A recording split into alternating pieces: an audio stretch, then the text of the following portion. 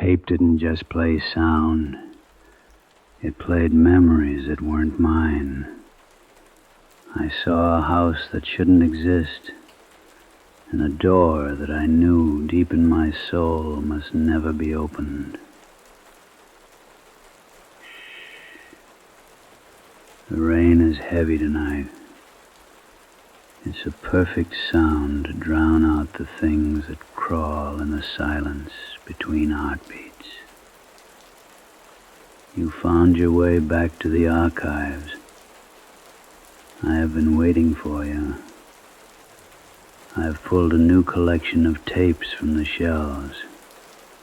Accounts of the forgotten, the shadowed, and the deeply strange. Don't look at the clock. Time has a way of stretching here in the glow of the static. Just settle in. Let the hum of the machine pull you under. The world outside can wait. For now, there is only the story. Lock your doors. Keep the light low. And listen. The archives are officially open.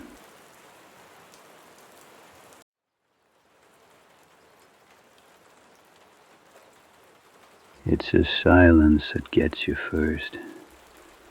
Not the quiet of a room, but the silence of the woods when the birds stop talking. They know when the mountain is breathing. The fog had settled into the valley like a heavy, wet blanket. It was late December, much like tonight. My kin used to say that when the air gets that thick, the barrier between what's here and what's hidden gets thin enough to tear. I was sitting by the wood stove, the embers popping every now and then. Just me and the hound, Blue. Blue didn't usually stir for much. He was an old dog, ears tattered from years of chasing coyotes. But that night, Blue didn't bark. He didn't even growl. He just stood up, his legs shaking, and tucked his tail so tight against his belly it made my heart drop. Thump. It wasn't a loud sound, it was heavy, like someone had dropped a sack of grain onto the porch. But there was no rhythm to it, no footsteps leading up to it, just the weight hitting the wood.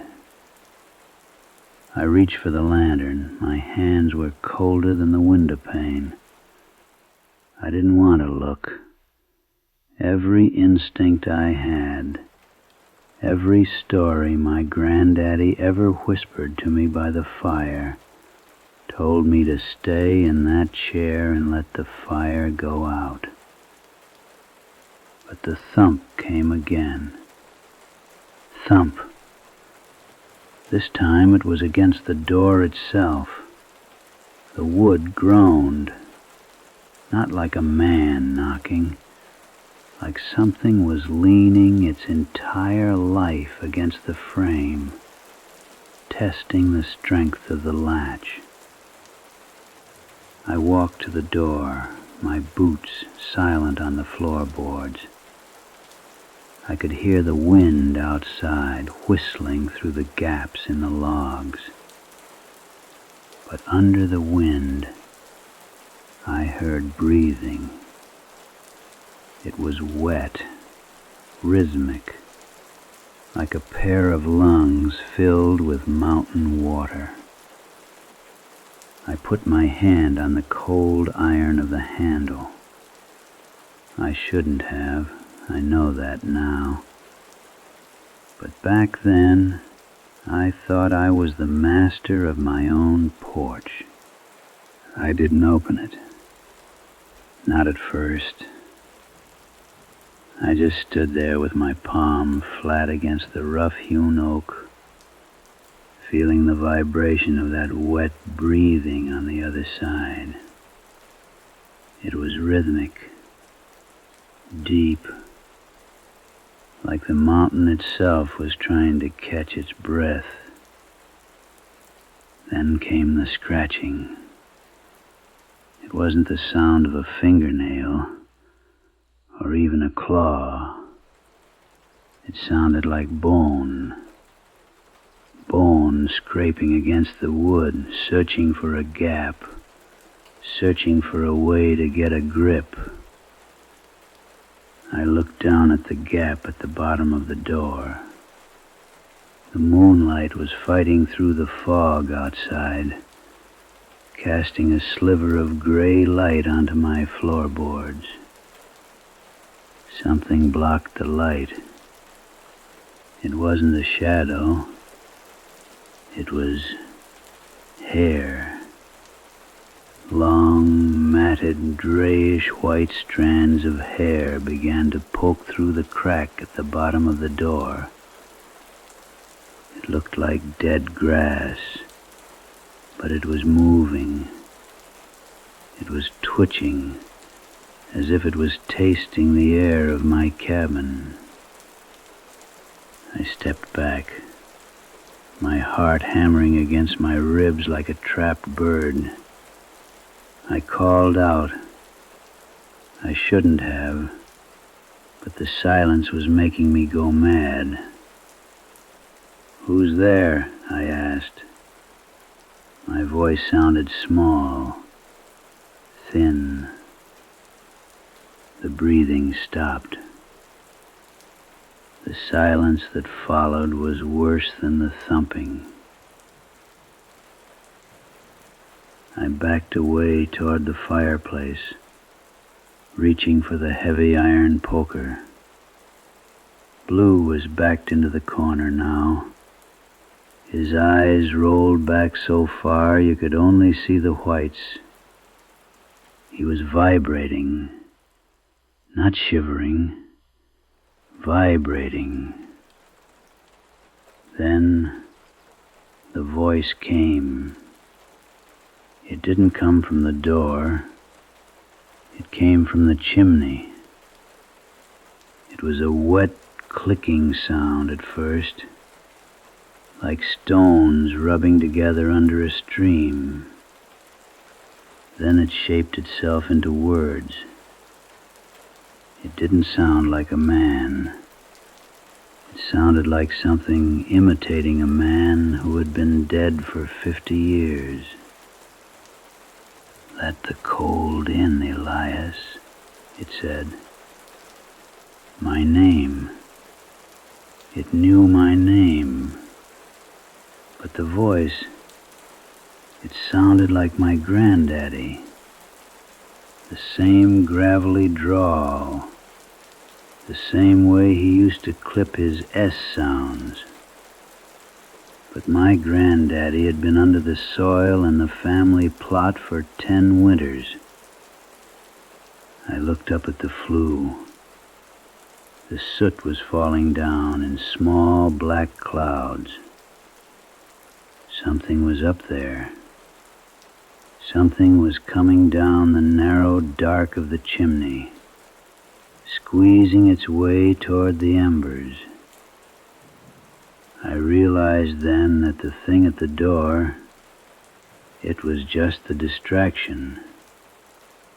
The mountain doesn't just knock. It finds the gaps you forgot to close. I stood there frozen, the iron poker heavy and cold in my grip. The soot continued to drift down, dusting the orange embers of the fire like black snow. The scratching at the door hadn't stopped, but it had changed.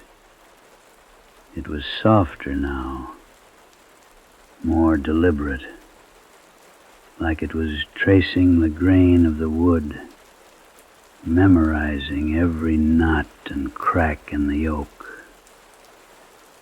It was looking for the weak spots. The voice from the chimney didn't speak again right away. Instead, there was a sound like leather stretching, a slow, agonizing creak of something too large forcing itself into a space meant only for smoke. I looked at the windows. The fog was pressed so hard against the glass it looked like white skin. And then I saw the hand. It wasn't a hand like yours or mine. The fingers were too long, with too many knuckles, and the skin was the color of a drowned log. It didn't tap on the glass. It just slid. It smeared the frost away, leaving a clear trail so whatever was out there could peer in. I could see one eye. It was pale. No pupil. Just a milky, clouded orb that caught the flickers of my dying fire. It didn't blink. It just stared at me, watching my chest heave, watching the way my knuckles had turned white around the poker. It was waiting for the fire to go out. In these mountains we have a saying, the fire keeps the soul in the body. As long as that wood was burning, there was a barrier. But I was running low on logs. The pile by the hearth was down to 2 thick pieces of hickory and some kindling. Outside, the wind began to howl, but it didn't sound like wind anymore. It sounded like a choir of voices, all of them whispering my name, overlapping and tangling together until I couldn't tell if I was hearing them or just the blood rushing in my ears. Elias. Elias. Blue let out a whimper, a small, broken sound that broke my trance.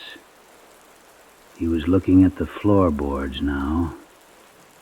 The hair that had been poking through the door was gone, but the scratching had moved. It was under us. It was in the crawl space, dragging itself through the dirt and the spider webs, right beneath the thin planks of my floor. I could hear it moving toward the center of the room.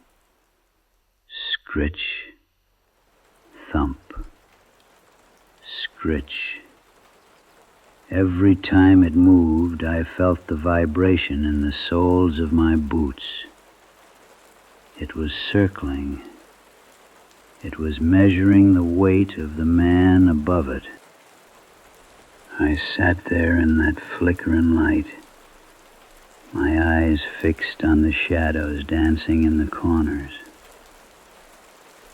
It's funny how a room you've lived in for 40 years can suddenly feel like a stranger's house when the sun goes down. Every creak of the floorboards sounded like a secret being whispered. My mind started wandering back to the stories they used to tell down at the general store.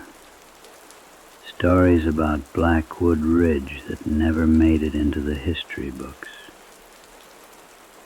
They say back in the late 1800s, a whole family vanished from a cabin not 3 miles from where I'm sitting. No blood, no struggle, just gone. The neighbors found the table set for supper, the porridge still warm in the bowls, and the front door standing wide open to the winter wind. They called it the hungry winter. People said the mountain took them because they stopped listening to the signs. They stopped leaving the offering at the edge of the tree line. My granddaddy always left a bowl of cream or a bit of dried meat on the stump out back. I used to laugh at him. I called it superstition. But sitting there with that thing scratching under my feet, I wasn't laughing anymore. I was thinking about that empty cabin. I was thinking about the way the porridge looked, sitting there getting cold while the family was pulled into the dark. I looked at the window again. The hand was gone, but the smudge was still there, a long, oily streak on the glass that wouldn't frost over. It was like the touch of that thing had killed the very air around it. I began to wonder, if I did open the door, would it be a monster standing there? Or would it be something else? Something the mountain made to look like a man. The old ones of the ridge, they don't have faces. They just have memories. I started to smell it then. A scent like wet earth and old rusted iron. It was coming up through the floorboards, thick enough to taste. It reminded me of the time I fell into the old well when I was a boy. The darkness down there was heavy. It felt like it was pressing against my eyes, trying to get inside my head. That's what this felt like. The mountain wasn't just outside my house. It was trying to become a house. Every thump, every scratch was a heartbeat. My cabin was being swallowed, slow and easy, like a snake taking down a field mouse. I closed my eyes. I tried to think of the summer. I tried to remember the sound of the cicadas and the smell of the honeysuckle. But all I could hear was that wet, clicking sound in the chimney. Click, click, click. It sounded like teeth hitting together. Or maybe it was the sound of a latch being turned by someone who didn't have hands. The clock on the mantel. It had stopped. I hadn't noticed when the ticking died out, but the silence it left behind was heavy. It's a strange thing, how you only notice the rhythm of a room once it's gone. Without the clock, the night felt like it had no beginning and no end. It was just one long, cold moment.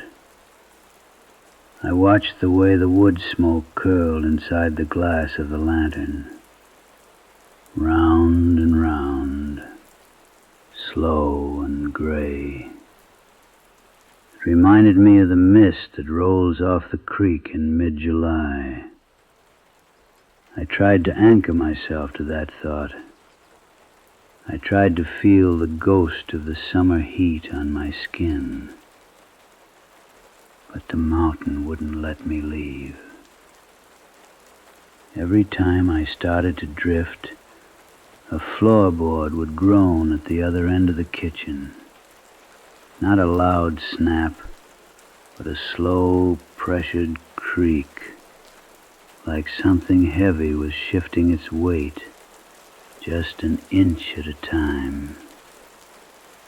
I kept my eyes on the floor, watching the dust motes dance in the dying orange light of the hearth. I thought about the foundations of this house, deep stone, laid by my great-grandfather's hands. He always said he built it to last 100 years. But he didn't build it to keep out the things that were here before the stone was quarried. He built it to keep out the wind and the rain. The things outside, they aren't the wind. They just use the wind to hide their voices. I started to count my breaths, in and out, in and out. I focused on the sound of the rain hitting the tin roof. Tink, tink, tink. It's a metallic sound, sharp and cold. But if you listen long enough, it becomes a song about the high ridges and the deep pines. I let that song fill my head, pushing out the clicking from the chimney and the scratching from the door. I was still afraid, but it was a tired fear now, a fear that had grown heavy and dull, like a rusted blade. I knew I just had to make it to the first light, just one more hour of shadow, just one more hour of holding the line. I didn't open the door. I didn't look up the chimney. I just sat. I watched those last 2 logs of hickory turn to glowing ash, watching the sparks dance upward, disappearing into the black. I sat there for what felt like hours, listening to the mountain try to get in, and listening to the fire tell it no. Eventually, the scratching stopped. The weight left the porch. The wet breathing faded away, replaced by the steady, rhythmic drumming of the rain against the tin roof. Blue finally closed his eyes, his head resting on his paws, his breathing matching the pace of the rain. The sun didn't come up all at once. It leaked into the hollow, a pale gray light that didn't bring much warmth, but it brought the morning. When I finally worked up the courage to step outside, the fog was gone. But the porch, the wood was scored with deep, jagged grooves, and the soot in the fireplace was disturbed, as if something had reached down and then pulled itself back up into the dark. I don't go out much after dark anymore. I keep the fire high, even in the summer, because I know that out there, in the deep folds of the Appalachians, there are things that remember my name, things that are still waiting for the fire to go out. But for now, the house is quiet. The rain is steady. The mountain is sleeping. And you should too. Just listen to the rain. Listen to the hum of the air. There's nothing left to fear tonight. The door is locked. The fire is warm. Just sleep.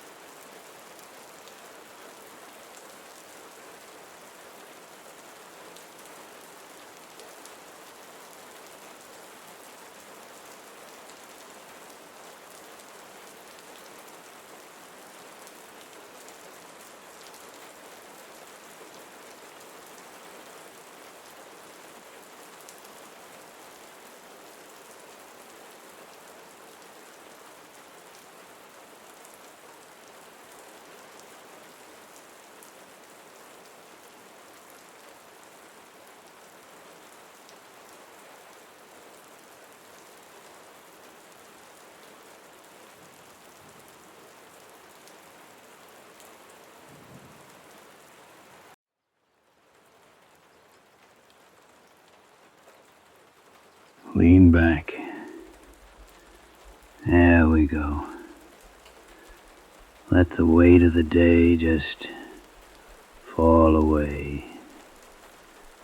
You're up here in the high country now, where the air is thin and the secrets are thick. You don't need to worry about the world down there. Up here, the only thing that matters is the sound of the wind and what it's trying to tell you. I want to tell you about a place my uncle used to call the Silver Thread. It was a creek tucked way back in a limestone gorge where the map makers didn't care to wander. The water was clear. So clear you'd swear you could reach down and touch the bottom. But no one ever did. Not if they knew better. The water wasn't just cold. It was hungry. My Uncle Silas, he was a man of logic, a carpenter. He believed in things you could measure with a ruler and cut with a saw. But one autumn, the drought hit the valley hard. The wells went dry. The cattle were lowing in the fields, their ribs poking through their hides like the teeth of a comb. Silas decided he'd hike up to the Silver Thread to see if the spring was still flowing. He took his dog, a blue heeler named Jasper. Jasper was a brave dog. Once took a bite from a copperhead and didn't even whimper. But when they got within a mile of that limestone gorge, Jasper stopped. He didn't growl. He didn't bark. He just sat down in the middle of the trail and started to shiver. Dogs know when the ground under them is hollow. Silas left the dog there and kept walking. The further he went, the quieter it got. You know that silence? The kind that feels like it's pressing against your eardrums? No birds, no squirrels chattering in the brush, just the sound of his own boots on the dry leaves. Crunch, crunch, crunch. And then he heard it. The water. But it didn't sound like a creek splashing over rocks. It sounded like voices, hundreds of them, all speaking at once, just low enough that you couldn't quite make out the words, like a prayer being said in a language that died before the mountains were born. Long, slow exhale. Silas reached the bank of the Silver Thread just as the light was turning that bruised shade of purple you only see in the deep woods. The water was still, too still for a creek on a slope. It looked like a sheet of black glass stretched across the valley floor. He knelt down, intending to splash some water on his face. But as he leaned over that dark surface, he froze. The reflection looking back at him, it wasn't wearing his hat. Silas didn't have a hat on. He'd left it back on the trail with Jasper. But the man in the water, the man with Silas's eyes and Silas's jagged beard, was wearing a wide-brimmed felt hat, stained with salt and age. The reflection didn't move when Silas moved. It just stared. And then the reflection's mouth opened. No sound came out of the water, but the voices in the air, they got louder. Silas scrambled back, his breath coming in short, ragged hitches. He hit his back against a massive hemlock tree, and that's when he looked down at the stones near his boots. The bank of the creek wasn't just gravel and silt. It was covered in things, tributes, left for the water. There were pocket watches, their glass faces cracked, the hands frozen at different hours. There were wedding bands made of heavy, dull gold. And there were teeth. Little white stones that weren't stones at all, arranged in neat circular patterns on the flat rocks. It looked like a marketplace where the currency was memory. Silas felt a coldness creeping up his spine, the kind of chill that doesn't come from the wind. Comes from the realization that you are standing in a room you weren't invited into. He looked across the creek to the other side. The trees over there, they were white, stripped of their bark, bone pale and reaching up like skeletal fingers. And hanging from the branches were hundreds of small handmade dolls, corn husks and twine, all of them facing the water, all of them facing him, watching the man who forgot to bring a gift. He realized then that the drought hadn't just dried up the wells. It had made the things in the high country desperate. When the water retreats, the secrets it hides are left out in the open. and they don't like the sun. They don't like being seen. Silas reached into his pocket. He didn't have gold. He didn't have a watch.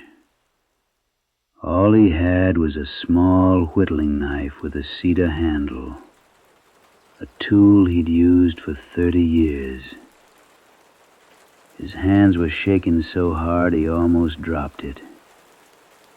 He placed the knife on the flat stone, right next to a pile of those little white teeth. "Take it," he whispered to the glass still water. "Take it and let me walk back to my dog." The water didn't ripple, but the voices changed. They stopped that frantic, overlapping prayer. They shifted into a single low hum, a sound like a beehive the size of a mountain. Silas didn't wait to see if the knife disappeared. He turned. He ran. But the woods didn't look the same as they had on the way down. The shadows were stretching, growing long and thin, reaching out from the trunks of the trees to trip him. The trail was moving. Silas ran, but running in the deep gorge isn't like running in a field. The roots reach up to snag your heels, and the laurel thickets grow so tight they feel like ribs closing in around you. Every time he looked back, the silver thread was still there, just a few yards behind him. He'd been running for what felt like miles, but the sound of that humming water stayed right at his heels. It didn't want his knife. It wanted his company. The light was almost gone now. In the Appalachians, when the sun goes down, it doesn't just get dark. The world turns into a different shape. The familiar oaks look like hunched men. The rustle of a squirrel sounds like a footstep. Silas finally saw a shape on the trail ahead. A low gray shadow sitting perfectly still. "Jasper," he called out. His voice sounded thin, like dry paper tearing. The dog didn't move. He didn't wag his tail. He just sat there, facing away from Silas, looking back toward the gorge. Silas reached him and put a hand on the dog's head. The fur was cold. Not cold like a winter night. Cold like a stone pulled from the bottom of a creek. He wasn't shivering anymore. Silas looked down at his dog's feet. There in the dirt were the tracks Jasper had made. But there were other tracks, too. Tiny circular marks in the mud, as if someone had been pressing those little white teeth into the earth over and over, in a trail leading straight to where the dog sat. He whistled, a low, sharp sound. Jasper stood up, but he didn't turn around. He started walking toward the cabin, his movements stiff, rhythmic. Clack, clack, clack. Silas followed, his heart hammering against his chest like a bird in a cage. They reached the cabin just as the last sliver of moon rose over the ridge. Silas slammed the door and threw the bolt. He didn't turn on the lamps. He just sat in his rocking chair, clutching his shotgun, watching Jasper in the corner. The dog wouldn't stop staring at the door. Hour after hour went by. The wind died down. The woods went silent. Then, right around 3 in the morning, the sound started. It wasn't a knock. It wasn't a scratch. It was the sound of something wet being dragged across the porch. Shk, shk.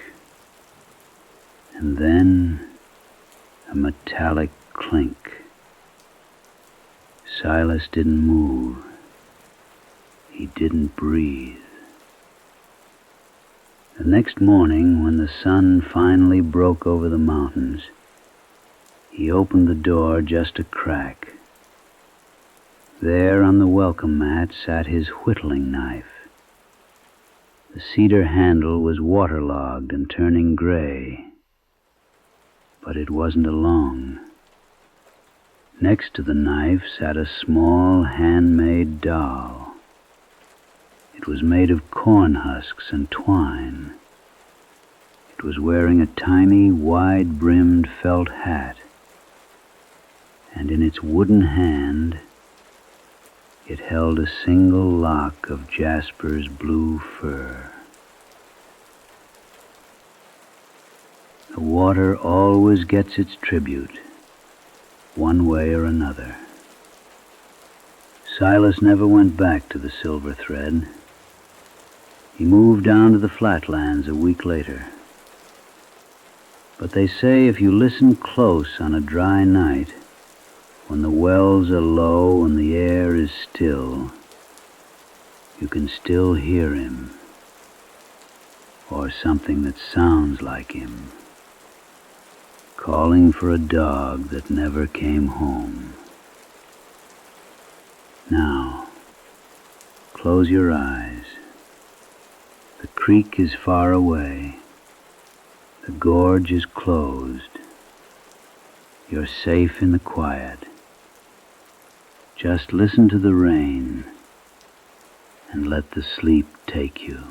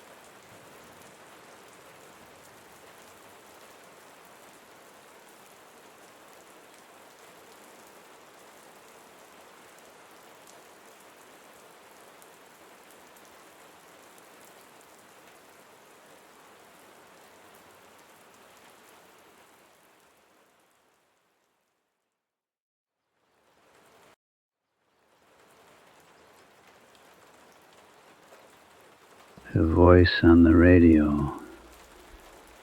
It didn't sound like a man.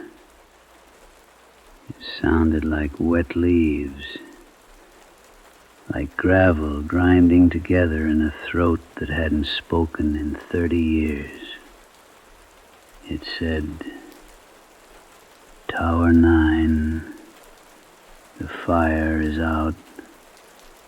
You can come down now." I was in Tower 9, but there was no fire. And the radio had been unplugged from the wall for 3 hours. People think isolation is quiet. It isn't. When you are 5,000 feet up in a glass box perched on the spine of the Appalachian Mountains, it is loud. The wind never stops. The timber of the tower groans like a dying ship. And your own thoughts, they get loud too. My name is irrelevant now. But in the autumn of 1989, I took a job that I thought would pay for a ring for a girl back in Asheville. It was a seasonal contract, fire watch. I needed the money. But more than that, I think I needed to get away from the noise of the world. I didn't know that up there, in the gray mist, there are things much older than the world I knew.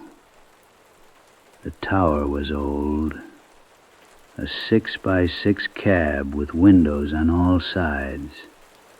It smelled of kerosene, old paper, and dust.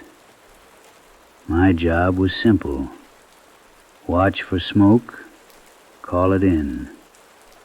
Every hour, on the hour, I had to radio down to base camp. Just a check-in. Tower 9, all clear. For the first 2 weeks, it was peaceful. I read books. I drank bad coffee. I watched the sun dip below the ridge lines, painting the mountains in purple and bruised orange. But then the storms rolled in. It wasn't a normal storm. The air felt heavy, electric. The hair on my arms stood up hours before the first drop of rain fell. The sky turned a shade of green I had never seen before, like the moss on the north side of a tombstone. That night, the visibility dropped to 0. I was floating in a sea of gray fog. I couldn't see the ground. I couldn't see the trees. Just the glass and the reflection of my own tired face staring back at me. It was around 11 p.m. when I first heard it. Static. Not the white noise of an empty channel. This was rhythmic. Click, hiss. Click, hiss. I reached over to the radio. The dial was set to the emergency channel, Channel 9. No one used Channel 9 unless the world was ending. I picked up the handset. "Base, this is Tower 9. You coming in broken. Over." Silence. Just the wind battering the glass. I put the handset down. I told myself it was just atmospheric interference, the storm messing with the waves. Then, 10 minutes later, The static cleared. A voice cut through the speaker. It was faint, tinny. Tower 4. Do you copy? I froze. My coffee cup hovered halfway to my mouth. I knew the maps. I had memorized them during training. There was a Tower 1, a Tower 2, and me, Tower 9. There was no Tower 4. At least, not anymore. I grabbed the mic. My hand was shaking, just a little. Station calling. Repeat. Did you say Tower 4? The voice came back instantly. Tower 4 to Tower 9. The wind is bad tonight, neighbor. The voice, it sounded wrong. It was too flat. No inflection. Like someone reading words off a page they didn't understand. Who is this? I asked. Tower 4 was decommissioned in 1962. It burned down. There was a long pause. The static swelled, then dipped. Burned down. Yes. It was hot. Very hot. A cold sweat broke out on the back of my neck. I looked out the window into the pitch black. Tower 4's old foundation was about 6 miles north of my position, on a jagged peak called Devil's Thumb. Identify yourself, I said, trying to sound like a ranger, trying to sound authoritative. You are on a restricted frequency. I can see your light, Tower 9. You look warm. I instinctively reached up and clicked off the lantern hanging above the map table. The cabin plunged into darkness. Now I was just a shadow in a glass box. Why did you turn off the light? I didn't answer. I sat on the floor, my back against the metal cabinet, clutching the radio handset to my chest like a lifeline. I waited. 5 minutes. 10.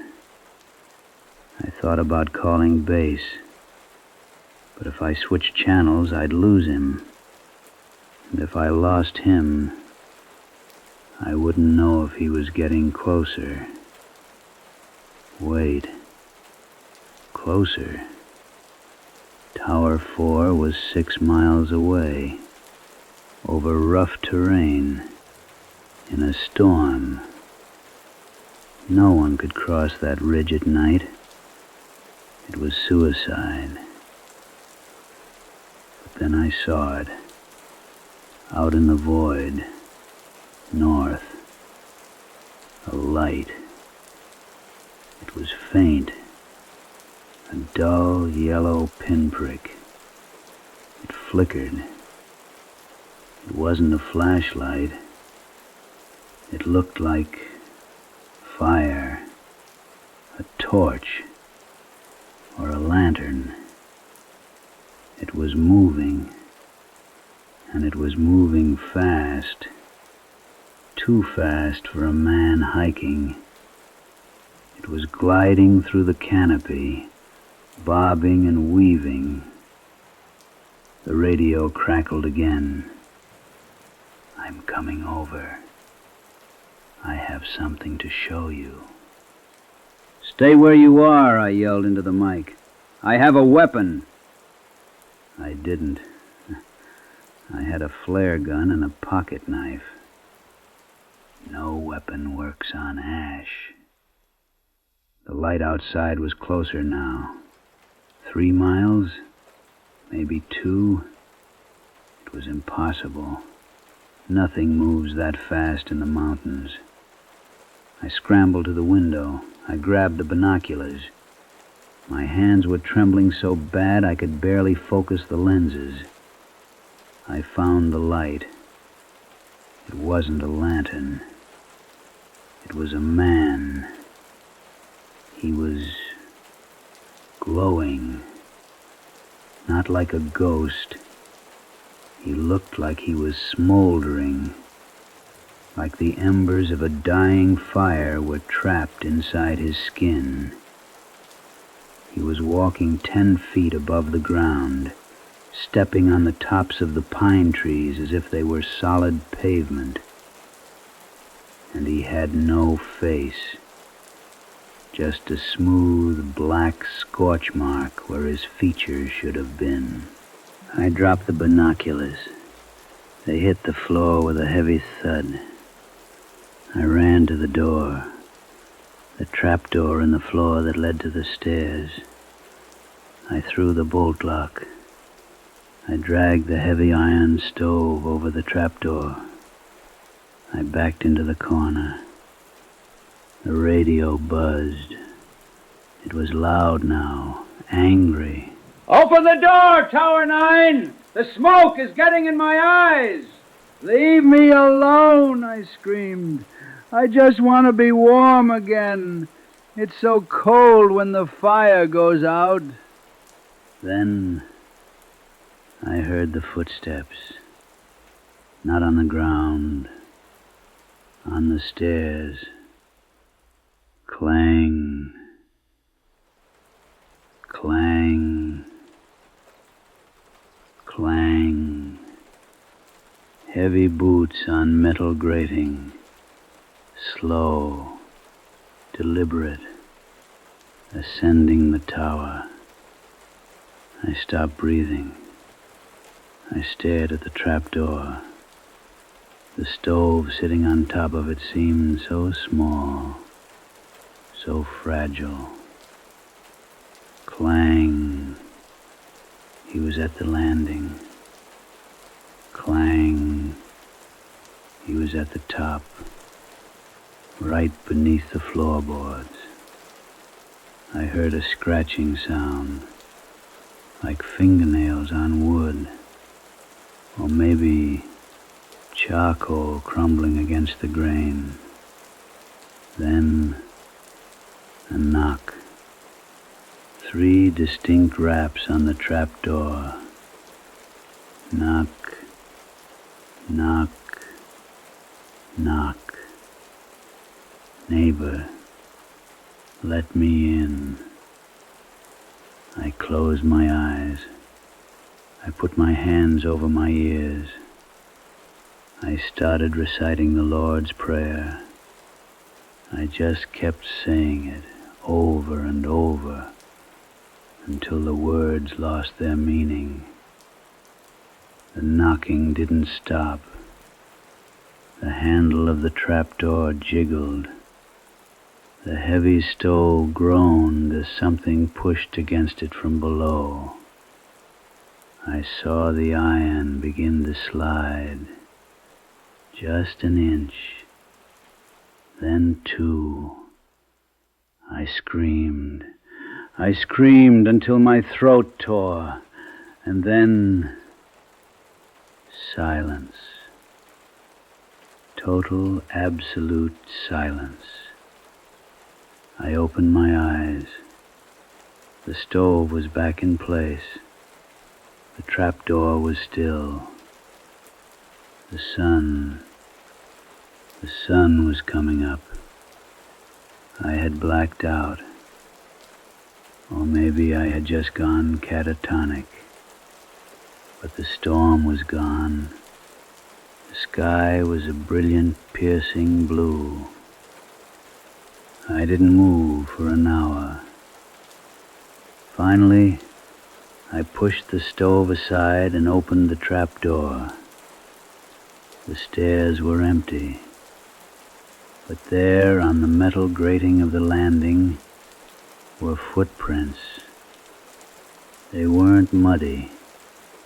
They were burned into the metal, scorch marks in the shape of boot prints, and on the railing, a single charred piece of wood, a shingle. I picked it up. On the back, written in faint white chalk, was the number 4. I hiked down that morning. I didn't radio base.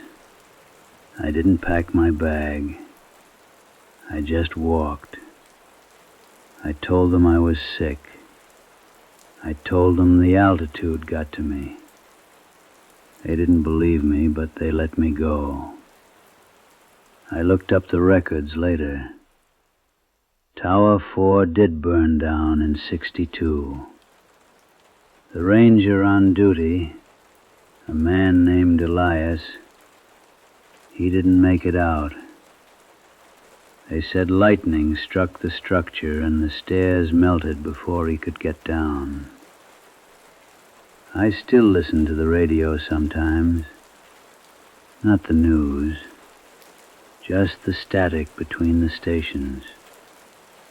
Because sometimes, late at night, when the rain is hitting the window just right, I can hear him. He's still looking for a place to get warm. And I'm afraid one of these nights he's going to find my frequency again.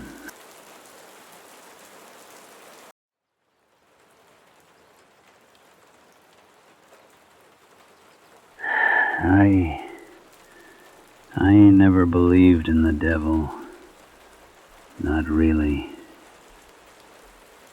But when I saw that buck standing there in the beam of my flashlight, when it snapped its own legs backwards with that wet cracking sound, just to stand up on 2 feet like a man, I knew God had left these woods a long time ago.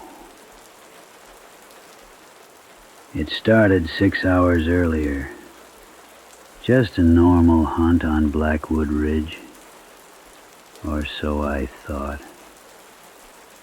I've been hunting these mountains for 40 years, since I was a boy. I know every creek, every hollow, every game trail. But that day, the woods felt different. The air was heavy, stagnant. It was late November, cold enough to see your breath, but there was a smell in the air that didn't belong, like wet dog and copper. I parked my truck at the old logging road and hiked in about 3 miles. Usually you hear squirrels chattering or the wind in the pines. But that afternoon, silence, dead silence. Not even the crows were calling. It was like the mountain was holding its breath, waiting for something to happen. About an hour in, I found the first sign that something was wrong. I came across a pile of guts. Now, finding a kill in the woods is normal. Coyotes, bears, bobcats. But this was different. It was a coyote, or what was left of one. It hadn't been eaten. It had been twisted, like a wet rag wringed out by a giant hand. Every bone in that animal's body was shattered, but the skin wasn't broken. I should have turned back right then. My gut screamed at me to run, to get back to the truck and lock the doors. But curiosity is a curse.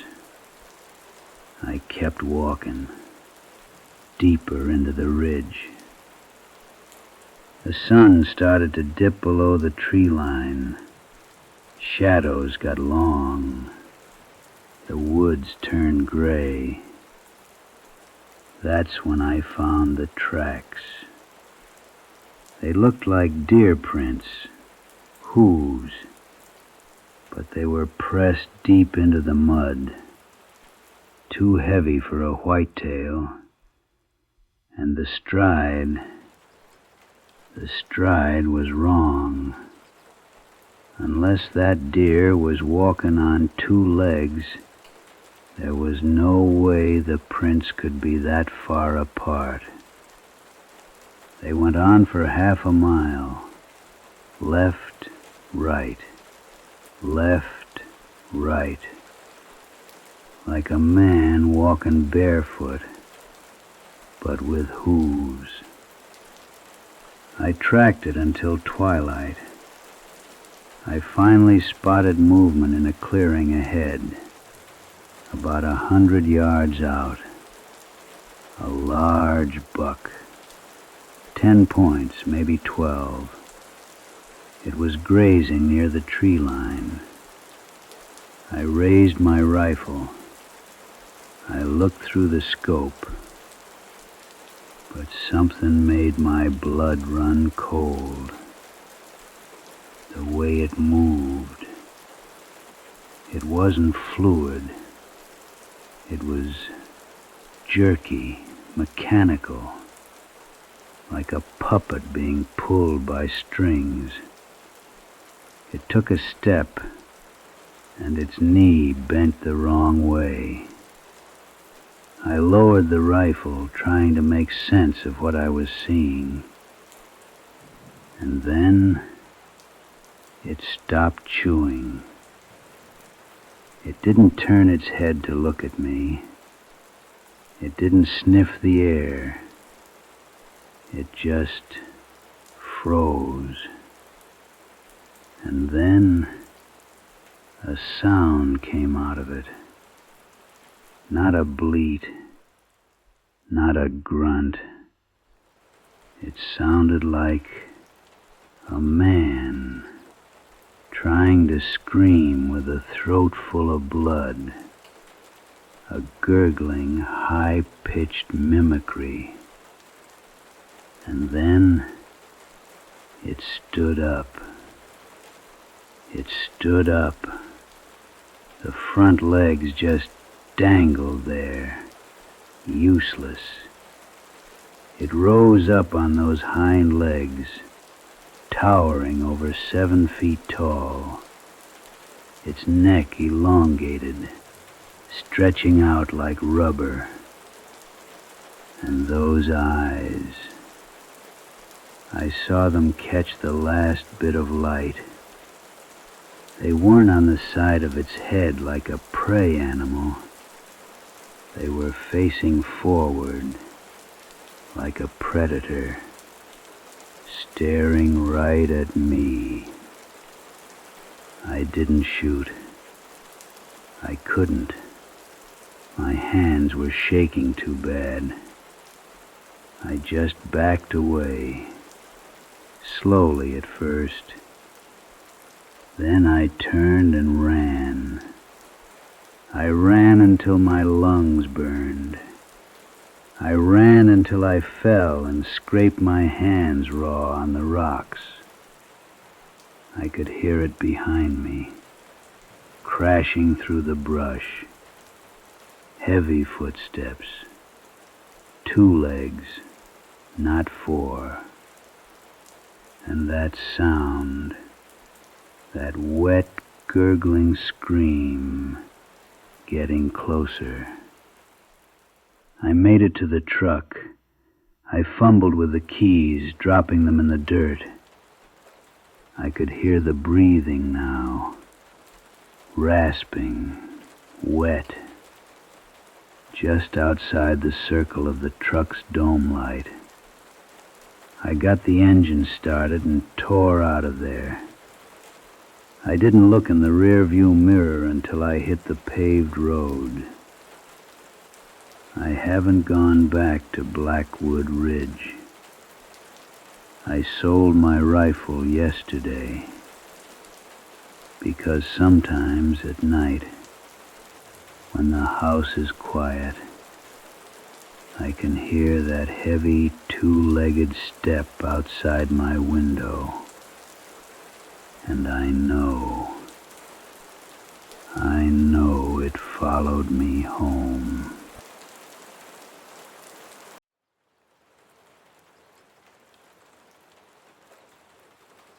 It was exactly midnight.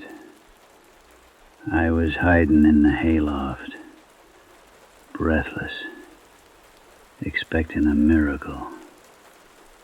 Granddaddy said the animals would praise the Lord when the clock struck 12. But when the old milk cow opened her mouth, she didn't pray.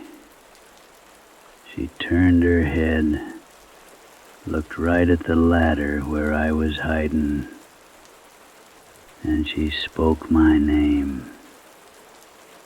"He is up there," she whispered, in a voice like wet gravel, "and he has heard too much." This file is Archive Entry 049. I haven't spoken of this night since 1954. Folks around these parts, they call it Old Christmas. Back then, the winters were harder, deeper. The silence in these mountains was different back then. It had weight to it. My grandfather, Elias, he was a hard man, a man of the earth. He believed in the rules of the mountain more than he believed in the law of the town. He had rules for everything. You didn't chop wood after sundown. You didn't leave the gate unlatched. And on Christmas Eve, you didn't go near the barn. He told us that on this holy night, at the exact stroke of midnight, the beasts of the field are given a gift. For 1 hour, the horses, the cows, the sheep, they are granted the power of speech to praise their Creator. It sounds beautiful, don't it? Like something out of a storybook. But Granddaddy, he always added a warning. He'd lean in close, his eyes milky with age, and say, "It ain't for human ears, boy. Some things are holy, and some things are just heavy. You hear a beast talk, and you might hear things you can't unhear. You might hear your own date written in the air." I was 12 years old, and when you're 12, warnings don't sound like warnings. They sound like dares. It was 1954. We had a blizzard that year that buried the fence posts. The snow was drifted up to the porch railing, pure white and deadly cold. The house was warm, smelling of pine needles and wood smoke. My parents and my sisters were asleep upstairs, but I couldn't sleep. I lay in my bed, staring at the ceiling, watching the shadows dance from the moonlight on the snow outside. I kept thinking about the barn. I imagined the horses, old Buster and the mare, Sarah, suddenly standing up and talking like people. I wanted to know what they sounded like. Did they have deep voices? Did they sound like Granddaddy? Curiosity is a powerful thing.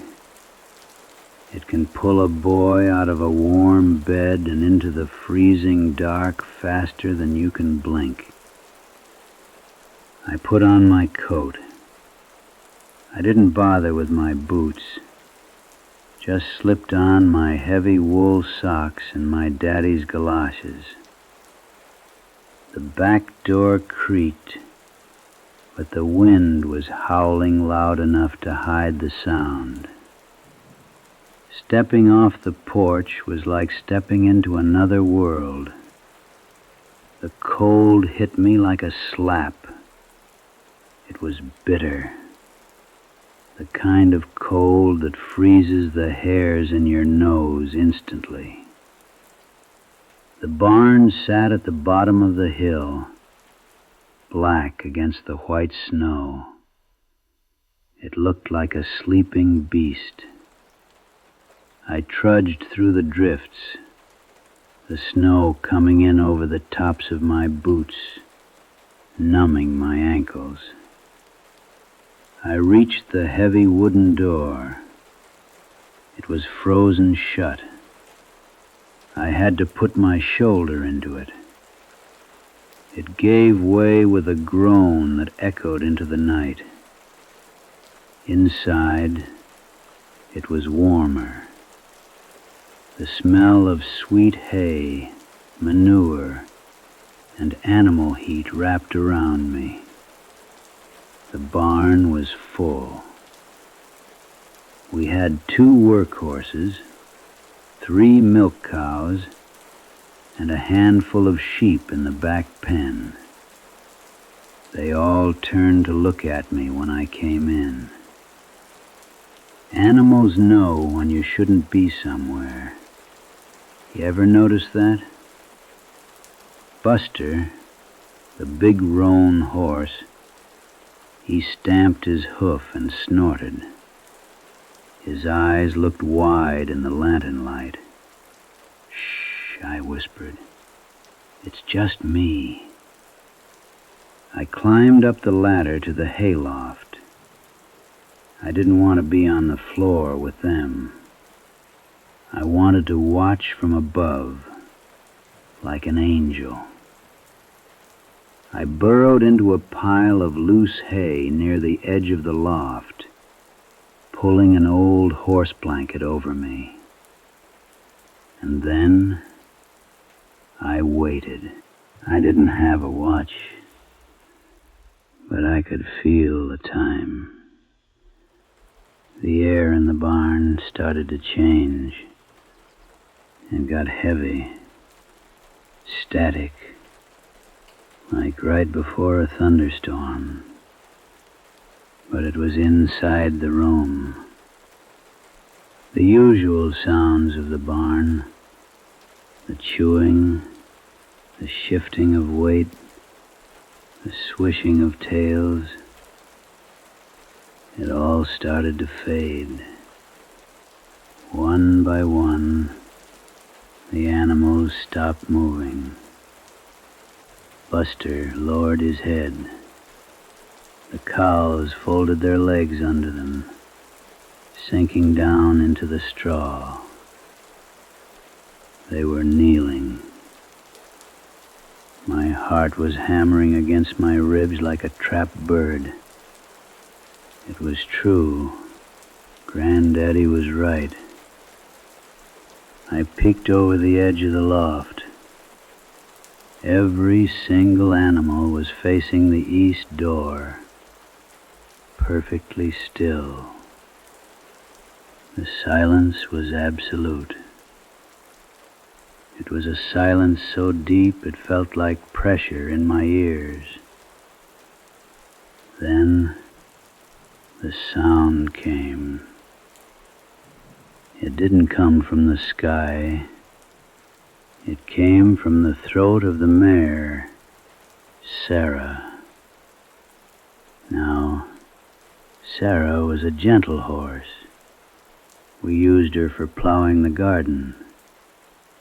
But the voice that came out of her, it wasn't gentle. It sounded ancient. It sounded like stones grinding together deep underground. "The winter is long," the horse said. I flinched. I bit my tongue to keep from screaming. It was English, but the cadence was wrong. It was flat, monotone. Then the old cow, Bessie, answered. Her voice was wet and gurgling, like mud bubbling up in a swamp. "The ground is hard," she said, "but the graves are soft." I froze. This wasn't praise. This wasn't the Bible. The sheep in the back began to bleat, but the bleats twisted into high-pitched giggles. "Who feeds us tomorrow?" the sheep asked. "Not the old man," Buster the horse replied. His voice was a deep rumble that shook the floorboards. "The old man's chest is tight. His heart is a dried apple. He stops before the sunrise." My blood ran cold. Granddaddy. They were talking about Granddaddy. I wanted to cover my ears, but I couldn't move. I was paralyzed. "And the boy?" asked the cow. There was a pause. Buster the horse turned his head, slowly, unnaturally. He didn't look at the east door anymore. He craned his neck up. He looked right at the hayloft, right at me. His eyes weren't horse eyes anymore. They looked human. "The boy is listening," the horse said. "He hears what is not for him." I didn't wait to hear the rest. The terror broke my paralysis. I scrambled back, sliding down the ladder, missing the rungs, hitting the dirt floor hard. The animals didn't move. They just watched me, turning their heads in unison.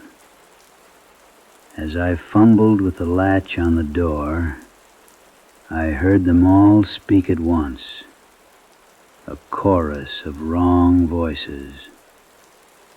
"Run, little rabbit. The snow is deep." I burst out into the night. I ran so hard I tasted blood in my throat.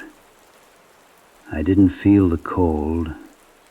I didn't feel my feet. I burst into the kitchen, sobbing, shaking snow all over the floor. My granddaddy was sitting there. He hadn't gone to bed. He was sitting by the dying fire, cleaning his pipe. He didn't look at me. He just stared at the embers. "Did you hear 'em?" he asked softly. I couldn't speak. I just nodded, tears freezing on my cheeks. "Did they say my name?" he asked. I nodded again. He sighed, a long rattle of a sigh. "Well," he said, "I reckon that's that then."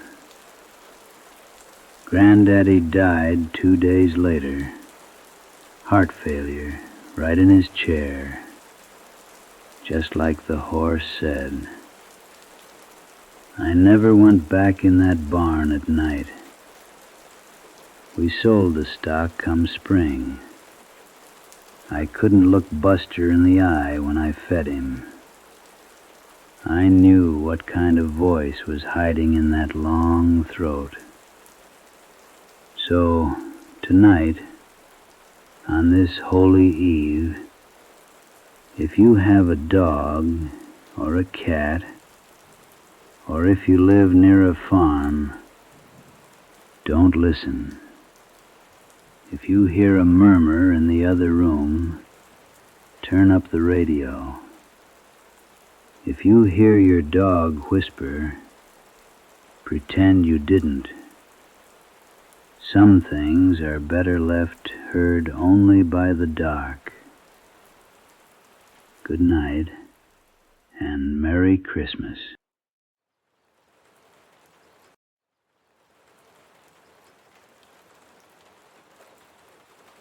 I used to think that hell was a place of fire, or maybe ice. I was wrong. Hell is green. I am recording this from the floor of my cabin, or at least what used to be the floor. I can't move my legs anymore. I tried to look at them an hour ago, but the grain of the wood, it matches the grain of my skin perfectly now. There is a root moving under my rib cage. It feels warm. It pulses like a heart. The window is open. I can see the forest. It looks different when you're part of it. The trees aren't swaying in the wind. They are reaching. If you find this cabin, don't touch the walls. Don't touch the floor. And for God's sake, if you cut yourself, don't let your blood touch the soil, because the soil is thirsty. It's moving up my throat. Entry number 048. The Ironwood Cabin. Nature has a way of claiming things back. You leave a tractor in a field for 10 years, and the vines will pull it down into the dirt until you can't tell where the metal ends and the earth begins. Usually that process takes decades, but sometimes, in certain hollows of the Blue Ridge, it happens overnight. This story is about a man named Silas.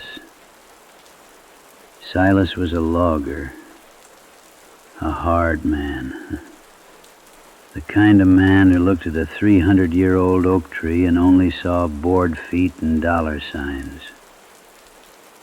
He bought a patch of land deep in the Pisgah National Forest, cheap land. The locals told him the soil was sour. They said the trees there didn't like to be cut. Silas didn't believe in superstitions. He believed in his chainsaw. And that was his first mistake. It started when he tried to clear the space for his cabin. There was one tree right in the center of the clearing, a black walnut tree, but the bark was pale, sickly. Silas revved up his saw and cut into it. The wood didn't smell like sap. It smelled like copper, like old pennies. And when the chain bit into the heartwood, fluid sprayed out. It wasn't amber sap. It was red. Thick, warm red. Silas wiped it off his face. He thought it was just rot, some fungal infection in the tree. He finished the job. He milled the wood. And being a frugal man, he used that very same tree to build the floorboards of his bedroom. The first night in the cabin it rained. A heavy, cold rain. Silas woke up because the house was groaning. Now all new houses settle. Wood expands. But this sounded like joints popping. It sounded like bones grinding together. He got out of bed. His bare feet touched the floorboards. They felt soft, spongy. He turned on the light. The wood he had laid down, the wood from the bleeding tree, had changed color. It was pinkish now, and where the nails were driven in, the wood had scabbed over. It was healing. Silas grabbed his axe. He was going to pry the boards up. He swung the axe down into the floor, and the house screamed. Not a creak. A high-pitched, wet shriek. And blood welled up from the cut in the floor. Silas stumbled back. He dropped the axe.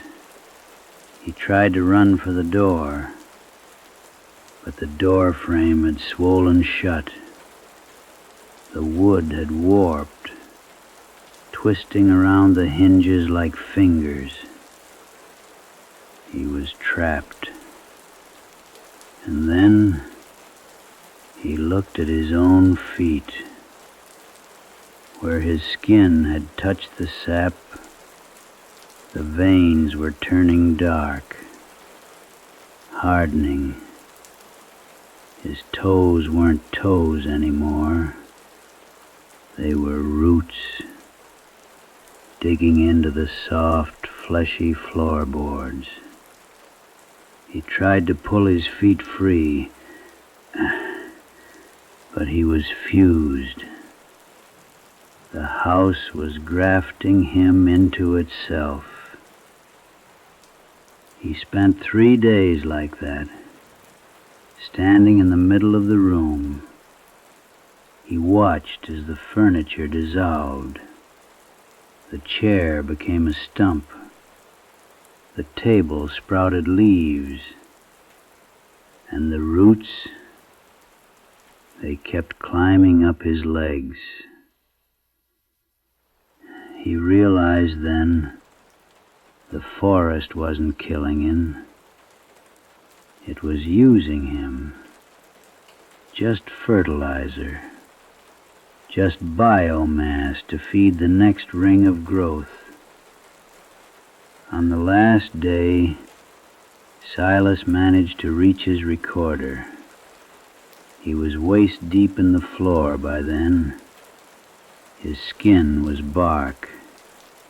His blood was sap. And the only part of him left was his voice. So, when you go hiking and you see those old cabins rotting in the woods, ask yourself a question. Did the forest grow over the cabin, or did the cabin become the forest? And if you see a tree that looks a little too smooth, or has a knot that looks a little too much like a human eye, don't cut it. Because some things in these woods, they bleed just like we do.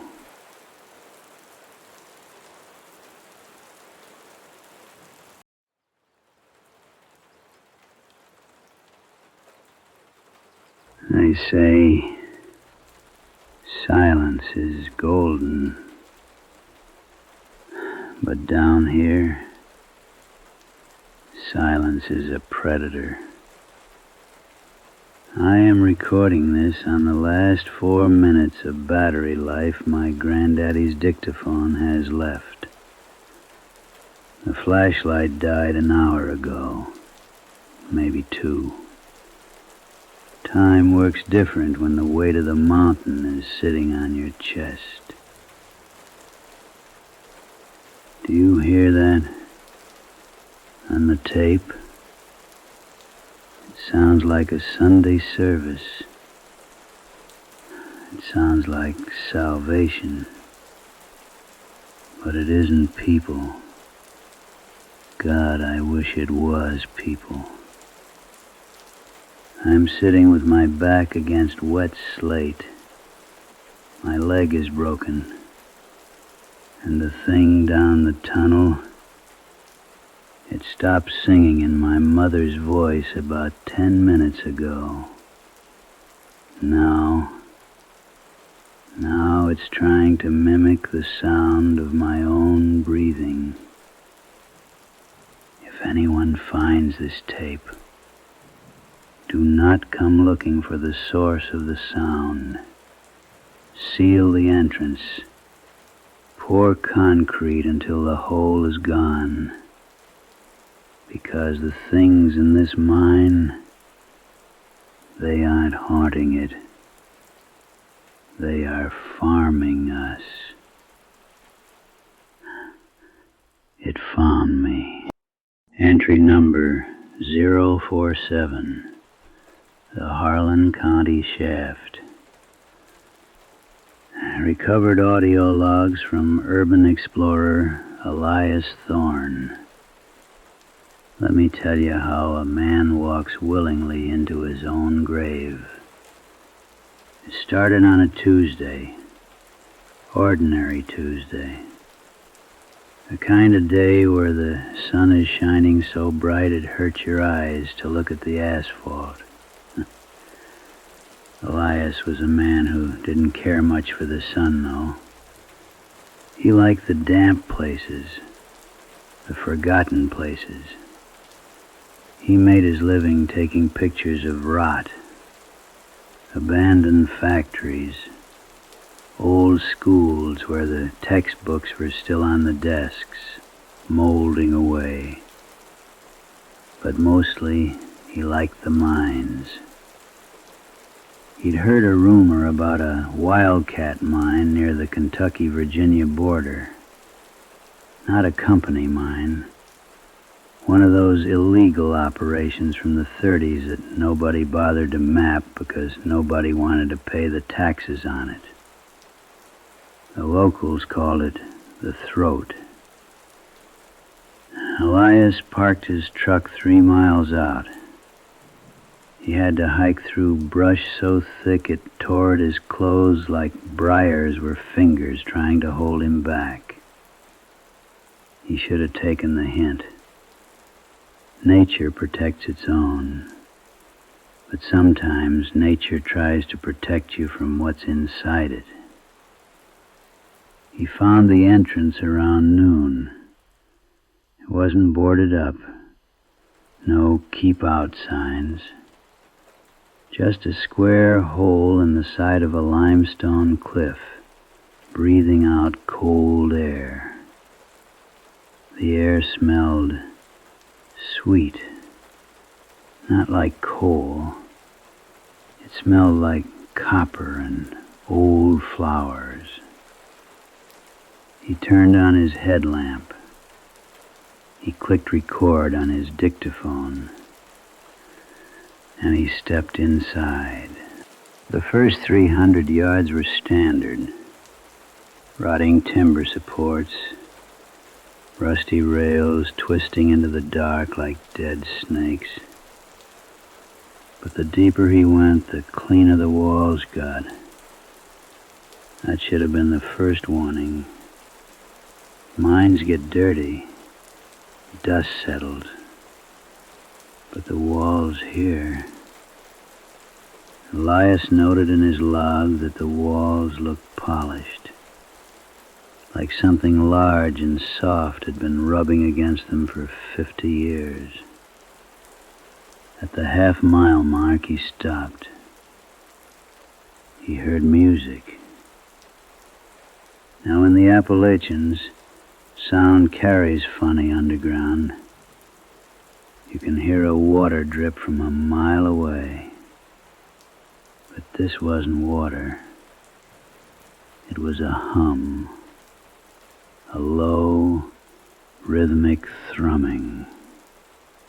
Elias thought it was air moving through a vent shaft, a trick of the wind. He kept walking. The tunnel sloped down, steep, 45 degrees. He had to use his ropes, down into the belly of the world. When he reached the bottom of the slope, the air changed. It got warm, humid, and the humming resolved itself. It sounded like a choir, a deep baritone choir singing a hymn he didn't recognize. Rock of Ages, cleft for me. But the words were wrong. The syllables were mashed together. Elias recorded it. He thought he'd found some acoustical anomaly. Maybe a pocket of trapped gas vibrating the rocks. He was excited. He was thinking about the views he'd get on his channel. He wasn't thinking about survival. He followed the sound. The tunnel opened up into a cavern, a massive, domed room. His flashlight beam couldn't hit the ceiling. In the center of the room was a pit, a vertical drop perfectly round, and the sound, the singing, was rising out of that pit. Elias crept to the edge. He shone his light down. The light didn't hit bottom, but it hit movement. Thousands of feet down, something was moving on the walls. Pale, slick, shifting over the rock like oil. And then the singing stopped, abruptly, like someone cut a wire. Elias froze. The silence was heavier than the rock above him. Then, from the pit, a voice called up, "Help me." It was a woman's voice, clear, terrified. "Please, my leg is broken. Help me." Elias, being a good man, a foolish man, he shouted back, "I'm here. I have a rope." The voice answered instantly, "I have a rope. I'm here." Not an answer. An echo. But an echo doesn't change the inflection. An echo doesn't sound hungry. Elias stepped back from the edge. "Who are you?" he asked. The voice from the deep changed pitch.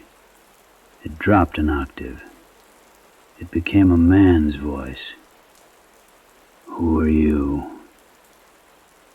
Elias felt the hairs on his arms stand up. He realized then the choir wasn't a choir. The woman wasn't a woman. Whatever was down there had been listening to the world above for a long time. Maybe through the cracks in the soil. Maybe snatching people who wandered too close. It was learning. He turned to run, and that's when the flashlight flickered. Batteries are chemical. Chemistry relies on stability. But in some places, the laws of physics get a little thin. His light died. Darkness. Absolute. Total. The kind of darkness that you can taste. And in that darkness, he heard the slithering. Not from the pit anymore, but from the tunnel behind him. They weren't just in the deep. They were in the walls. Elias ran. He scrambled up the slope in the pitch black, feeling his way along the polished stone. He could hear them behind him, not running, flowing, and they were cycling through sounds.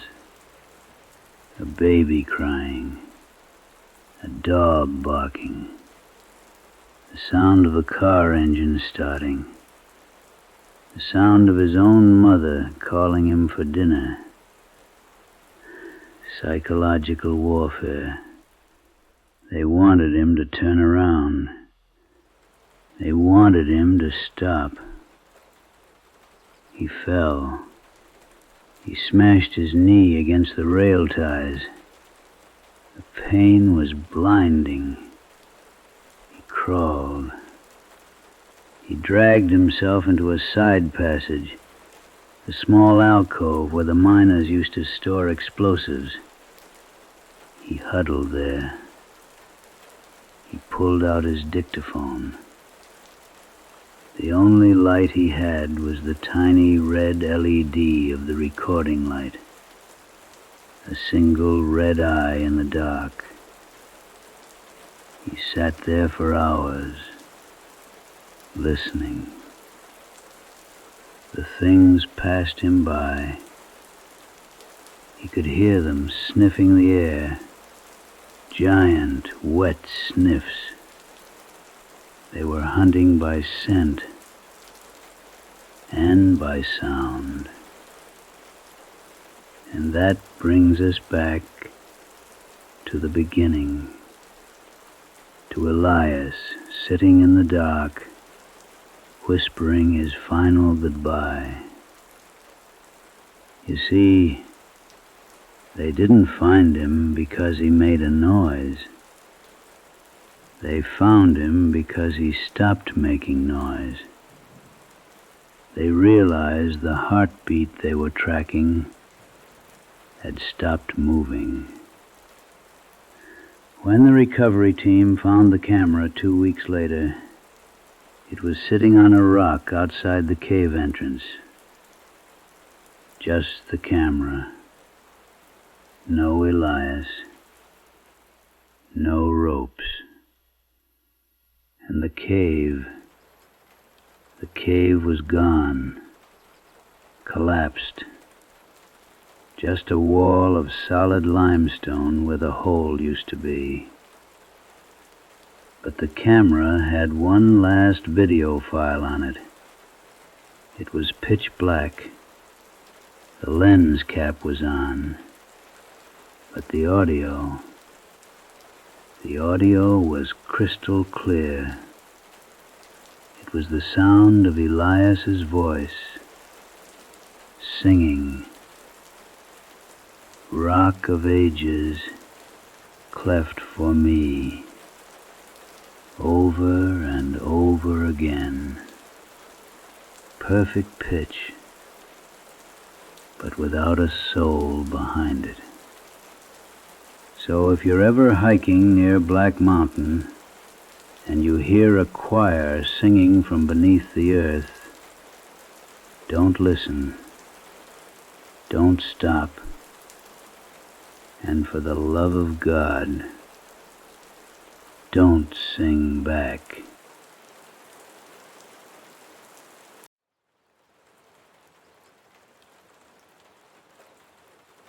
I knew the rule. God help me, I knew the rule deep in my bones. The old folks always said, if you hear your name called in these woods, don't you look, and don't you dare answer. But it sounded just like him.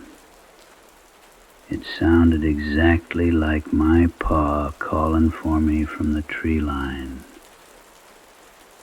Don't you answer. It wasn't him. It was never him. Welcome back to the archives. Pull up a chair. Get close to the fire. It is a bitter night out there. The kind of cold that seeps right through the walls and settles into the marrow of your bones. The kind of cold that makes you remember things you would much rather forget. We are staying in the mountains tonight, deep in the Appalachians. Folks say these mountains are older than bones, older than the trees, maybe even older than the stars themselves. And when things get that old, they get hungry. They get jealous of the young. This is a story about a young man named Elias and the mistake he made on a ridge just north of the Kentucky line.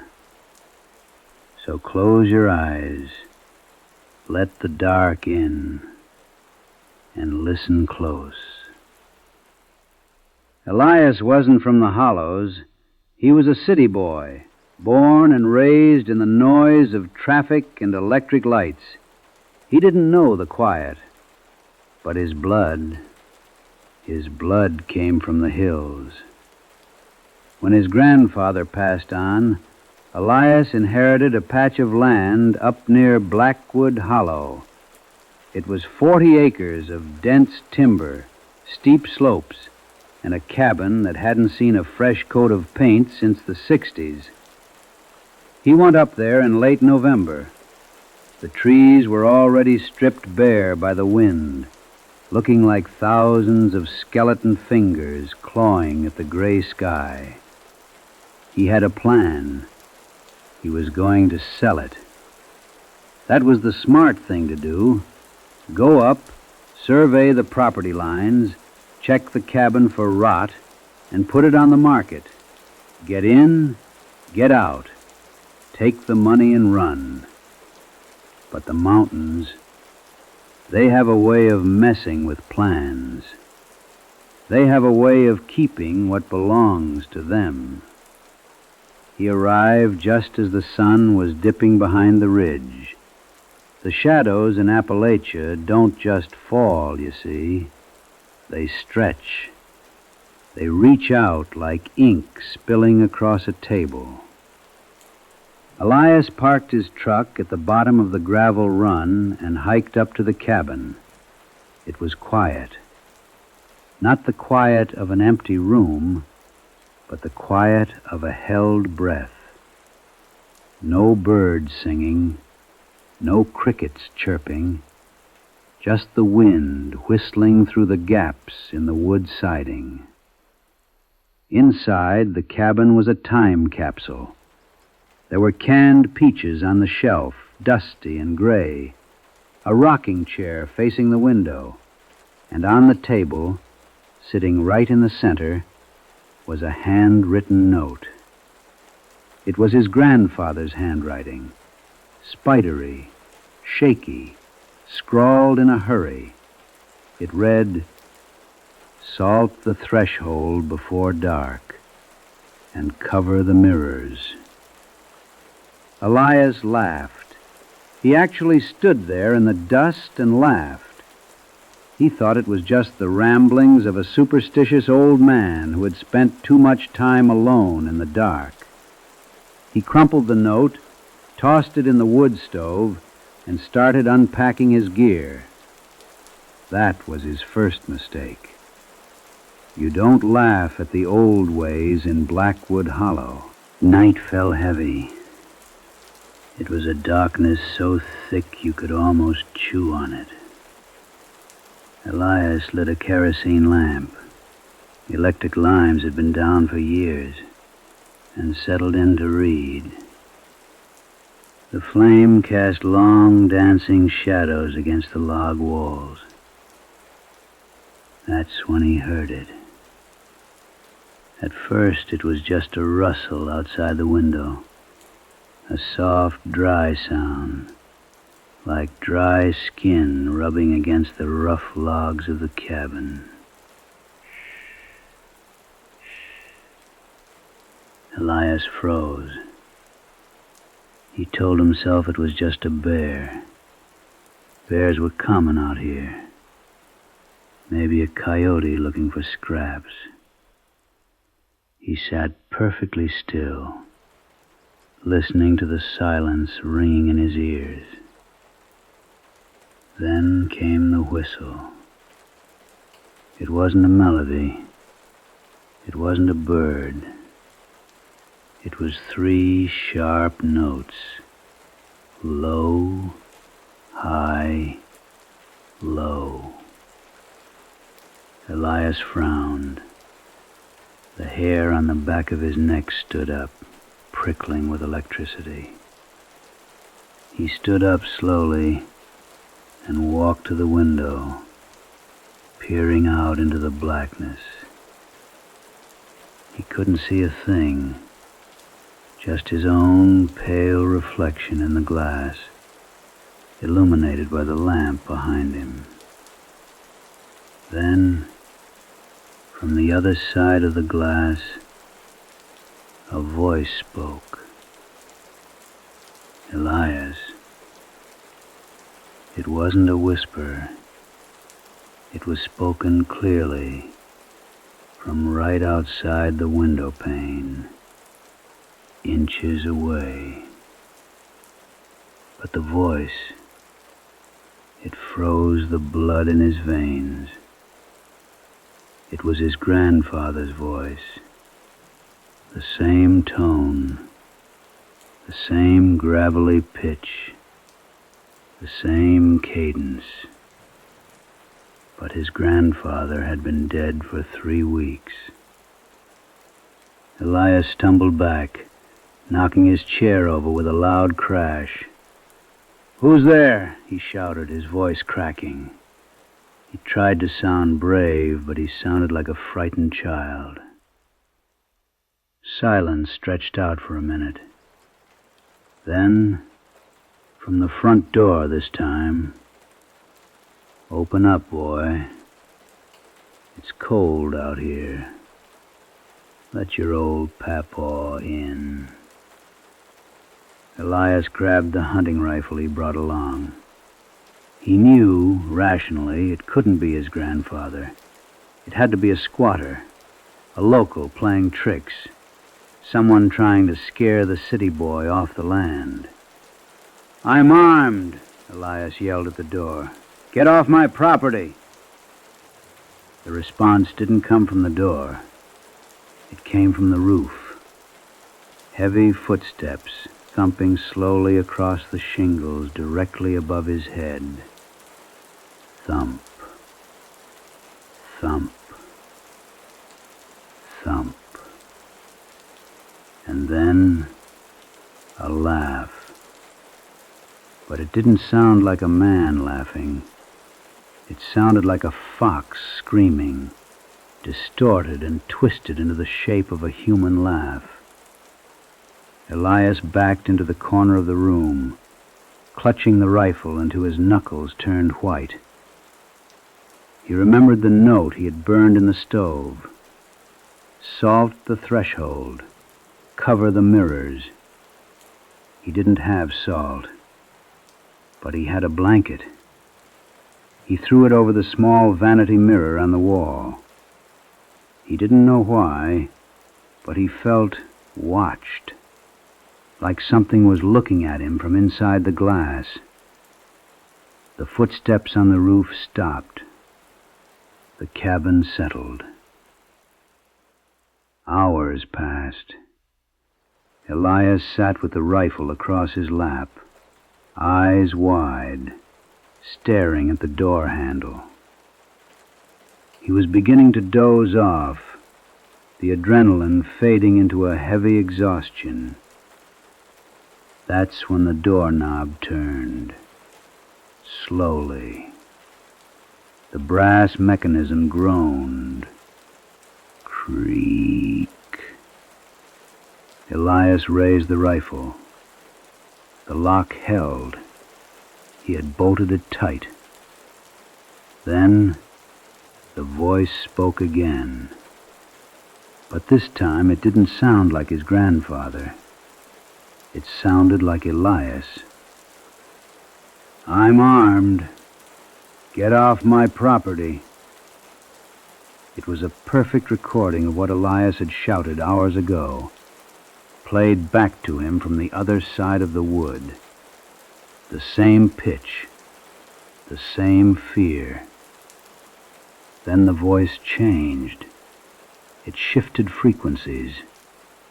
It mimicked the sound of his mother calling him for dinner when he was a child. It mimicked the sound of his ex-girlfriend laughing. It cycled through sounds that belonged to Elias's life, pulling them out of his head like it was tuning a radio dial. The thing outside wasn't trying to get in. It was trying to get Elias to come out. It wanted him to open the door. "Help me, Elias. I'm hurt." It was his own voice, sobbing now. "Please, open the door." Elias squeezed his eyes shut. He put his hands over his ears. He started humming to himself just to drown it out. He remembered an old nursery rhyme his grandfather used to hum. He hummed it loud. And abruptly, the voices stopped. He stayed in that corner until the sun came up. The gray light of dawn finally filtered through the cracks in the walls. When he finally worked up the courage to open the door, the clearing was empty. There were no footprints in the mud. No sign of a bear, or a man, or anything else. The woods were silent. But there was something on the door. Deep gouged scratches. Not vertical like a bear marking territory, but circular. Spirals carved deep into the oak wood. patterns that hurt his eyes to look at. Elias didn't survey the land. He didn't check the timber. He threw his bag in the truck and he drove. He drove until he hit the interstate, and he didn't stop shaking until he was back in the city lights. He sold the land 2 weeks later to a logging company. He didn't tell them about the cabin. He didn't tell them about the note. And he certainly didn't tell them about the voices. But sometimes, late at night, when the traffic dies down and his apartment is quiet, Elias hears it. 3 sharp notes. Low, high, low, coming from the vent in his bedroom. They say you can leave the mountains, but the mountains never really leave you. Some things are best left alone, best left in the dark, where they belong. If you ever find yourself in Blackwood Hollow, and you hear a familiar voice calling your name from the trees, do yourself a favor. Don't answer. Good night.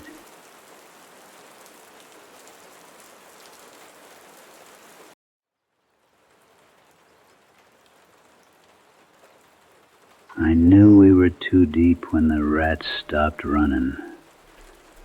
I was standing at the end of seam number 9, my lamp flickering against the wet black coal. It was dead silent.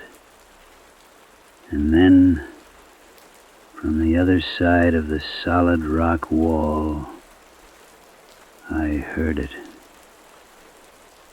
Knock. Knock, knock. 3 slow hits. The problem wasn't the sound. The problem was that drift had been collapsed for 40 years. There was no one on the other side. Just a mile of crushed stone. But the knocking, it wanted to be let in. Let's back up a ways. You see, the mountains keep their secrets. Sometimes they hide them in the trees, and sometimes they bury them deep under the ground. I worked the coal mines back before the machines took over. It's a different world down there. No sun, no wind, just the smell of dust and the sound of your own heart beating. It's dark, a kind of darkness you can't imagine unless you've been in it. It feels heavy, like a thick wool blanket wrapped tight around you. Some men hated it, but me, I found it peaceful. It was the night shift, November. The air in the shaft was cold enough to crack your lips. Me and a fella named Miller were sent down to inspect seam 9. It was an old tunnel, forgotten. The timbers were rotting, smelling of wet earth and age. We walked for an hour, deeper and deeper into the belly of the mountain. Drip, drip, drip. That's the lullaby of the mines. Water bleeding through the rock. We reached the end of the line, a dead end. The wall was solid coal, shiny and black like obsidian. Miller sat down to eat his lunch. I leaned against a timber, just closing my eyes for a moment, resting. The darkness felt comfortable. It felt safe. And that is when the rats ran past us, dozens of them, scurrying back toward the surface.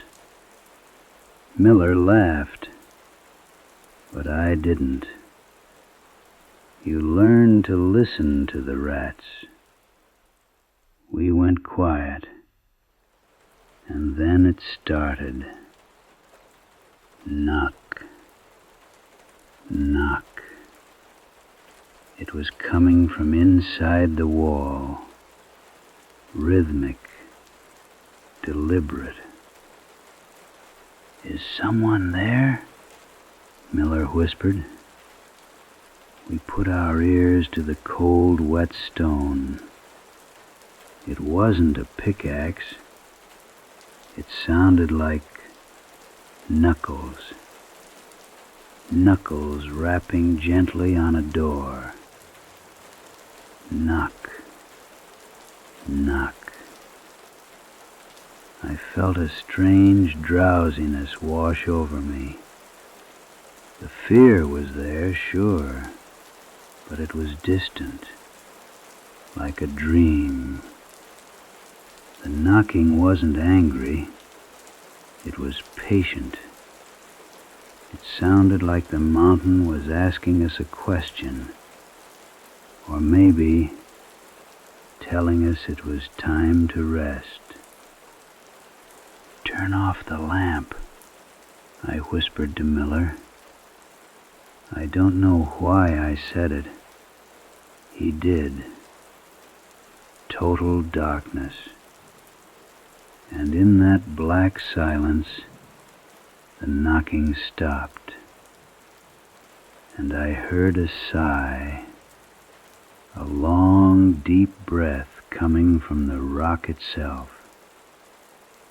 We sat there for a long time, just two men, sitting in the dark, 3 miles beneath the world. We didn't run. We didn't scream. We just listened. Eventually we got up. We walked back to the lift. We went up to the surface where the moon was shining. I never went back to Seam 9.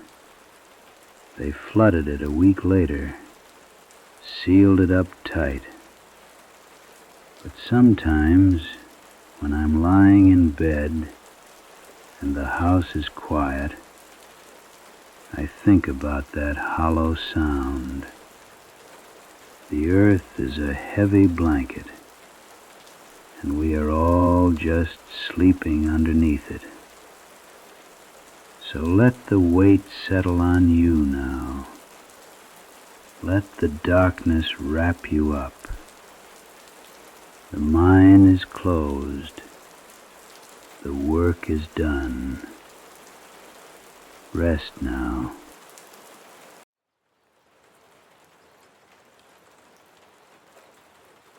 It was staring right at me, not with eyes, but with a stillness that felt heavier than the mountain itself.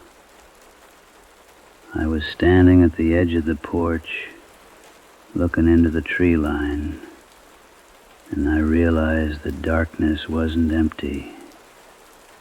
It was waiting. And the terrifying part wasn't that I was in danger. It was that I suddenly felt very, very tired. Let me tell you something about these hills. People think the Appalachians are just mountains, rock and dirt. But if you've lived here as long as I have, you know they are old. colder than the bones of the earth should be.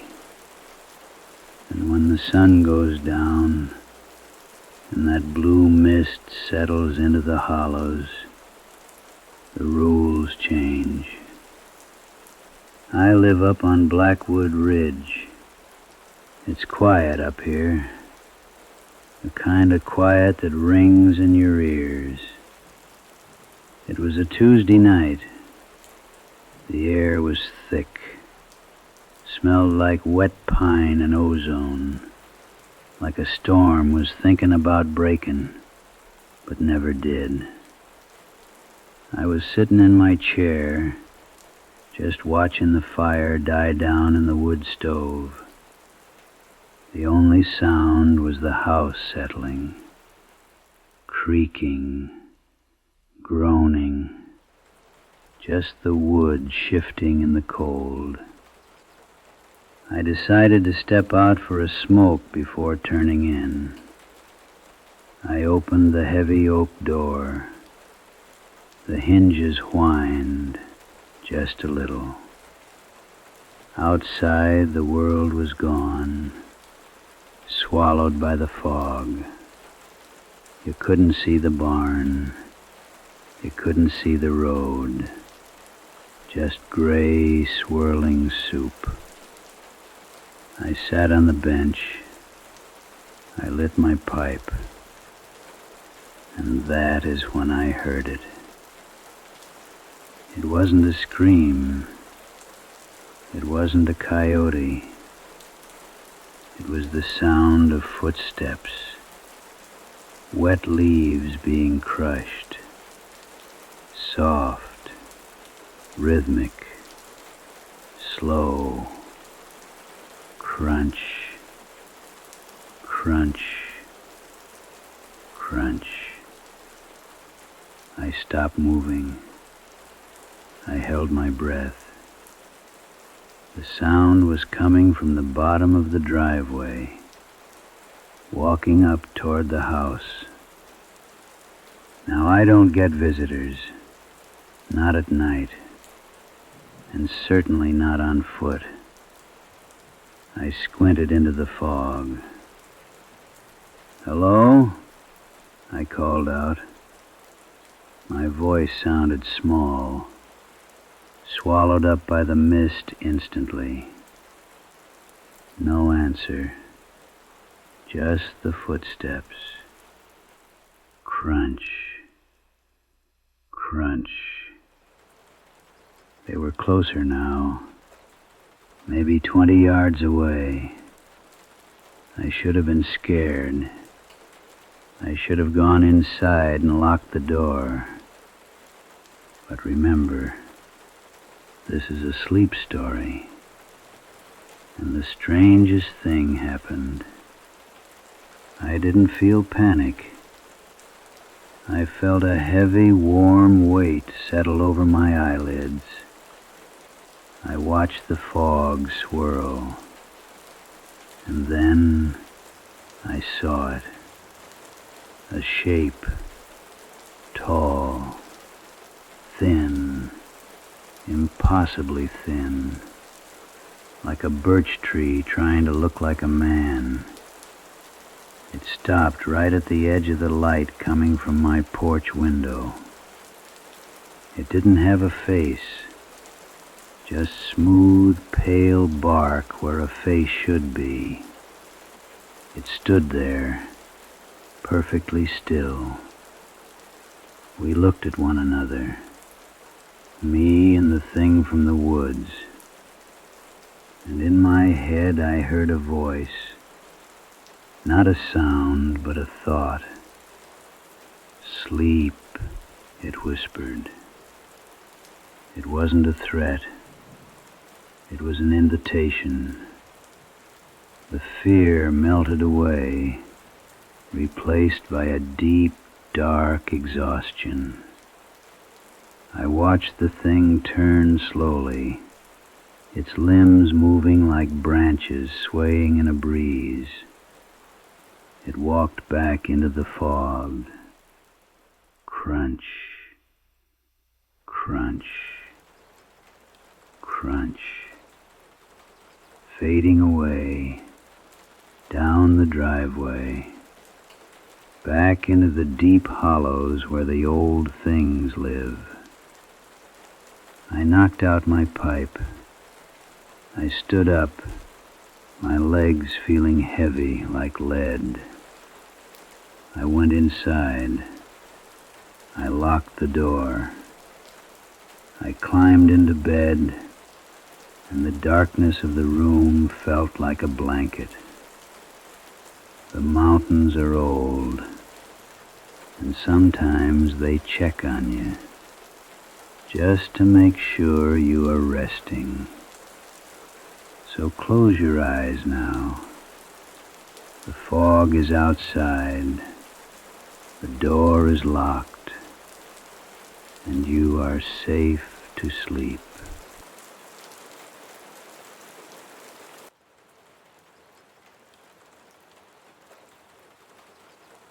I didn't believe the stories about the root cellar, not until I was down there, holding my breath, listening to my own mother's voice calling me from the other side of the door.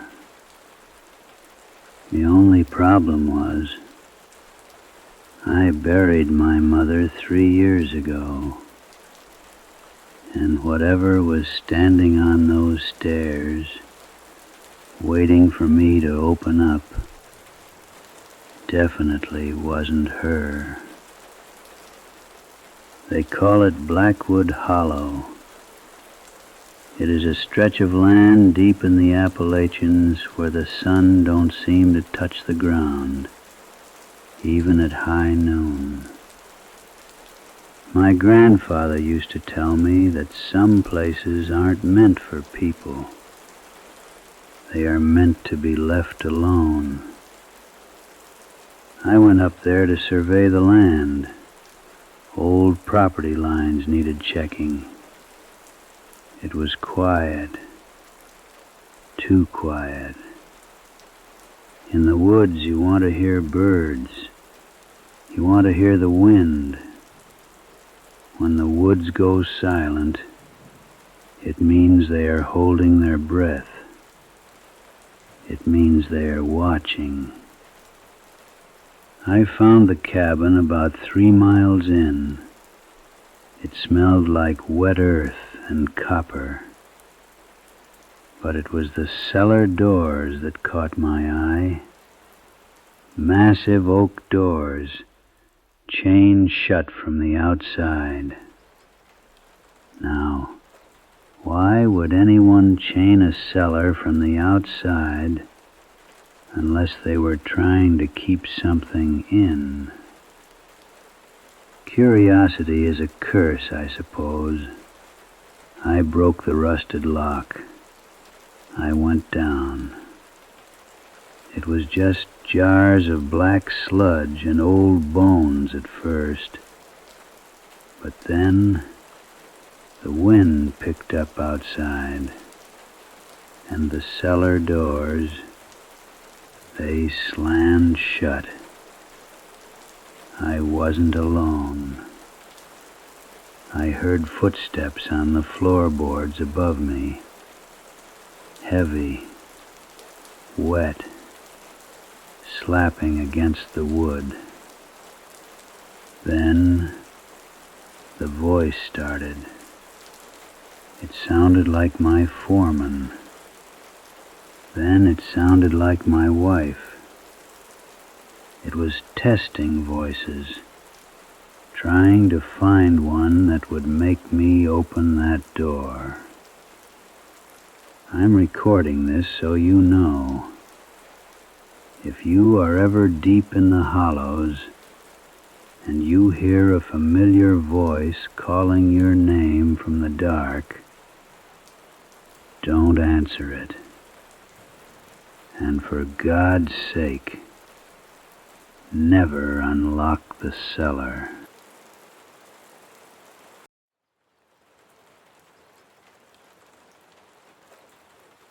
They told me the wood rots differently up here, that it turned soft, like flesh.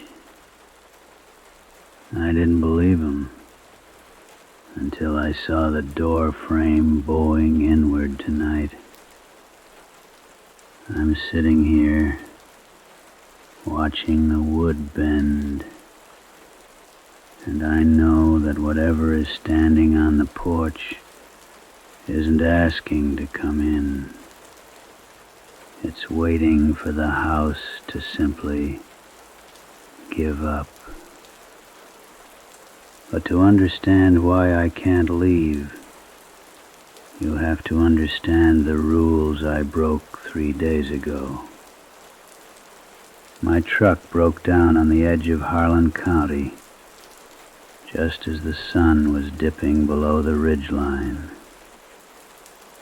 If you know anything about the Appalachians, you know that twilight plays tricks on your eyes.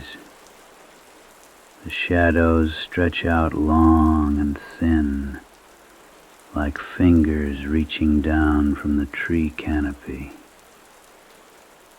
I walked 3 miles to the nearest structure. Wasn't much of a house, just a cabin sitting on cinder blocks, tucked deep into a place the locals call Blackwood Holler. An old woman lived there. She didn't ask my name. She didn't ask where I came from. She just pointed to a shed in the back and told me I could sleep there until the mechanic opened in town the next morning. But she gave me a lantern and 3 specific instructions. She spoke slow, her voice sounding like dry leaves scraping on concrete. "Number 1, she said, keep the lantern low.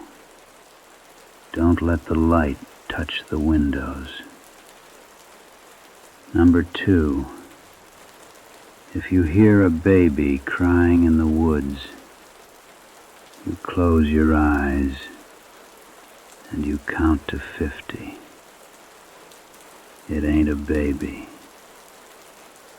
And number 3, if the rain stops suddenly, but the thunder keeps going, you blow out the flame and you lay dead still."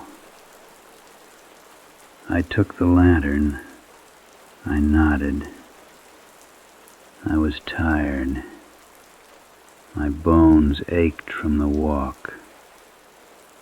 I didn't have the energy to question superstition. The shed was dry. It smelled of sawdust and old motor oil. A comforting smell.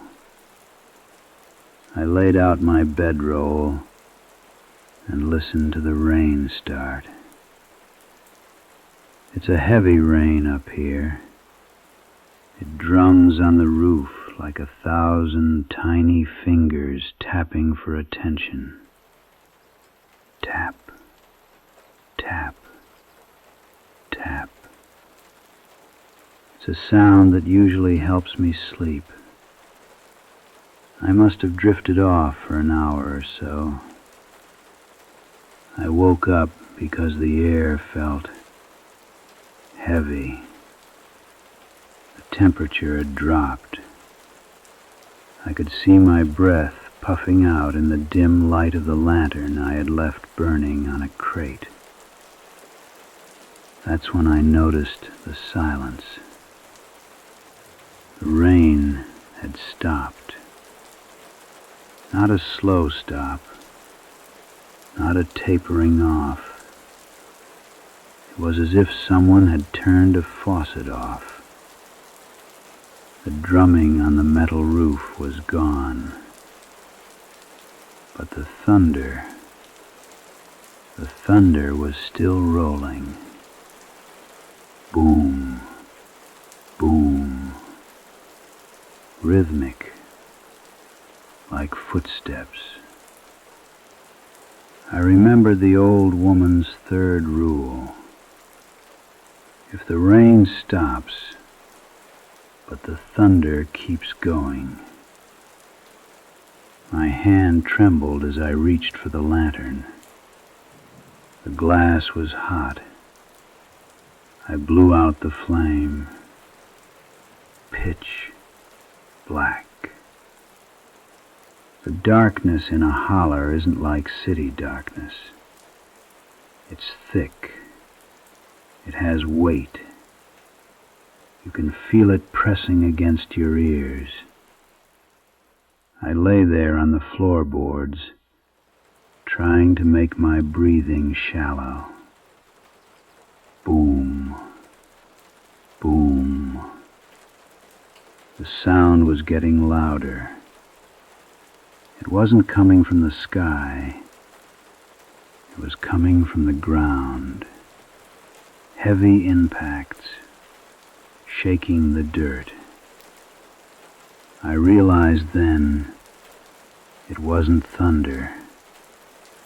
It was something heavy, walking between the trees. I heard the sound of a branch snapping, a thick branch, the kind that takes a man's full weight to break. Then, a sound that made my blood turn to ice. A mimic. From right outside the thin wooden door of the shed, I heard my own voice. It wasn't speaking to me. It was repeating the last thing I had said to the mechanic on the phone before my battery died.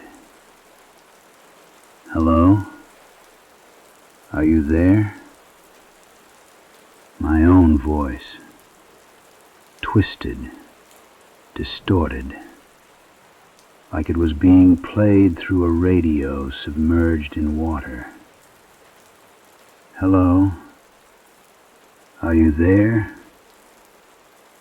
I squeezed my eyes shut. I remembered the wood rotting. I remembered the rules. I didn't move. I didn't scream. I just let the darkness hold me. Eventually, the rain started again. The rhythm returned. Tap, tap, tap. The thunder stopped. I didn't sleep the rest of the night. And when dawn broke, I walked back to the road without saying goodbye to the woman. But sometimes, late at night, when the rain hits my window just right, I can still hear it. My own voice calling out from the dark, asking to be let in.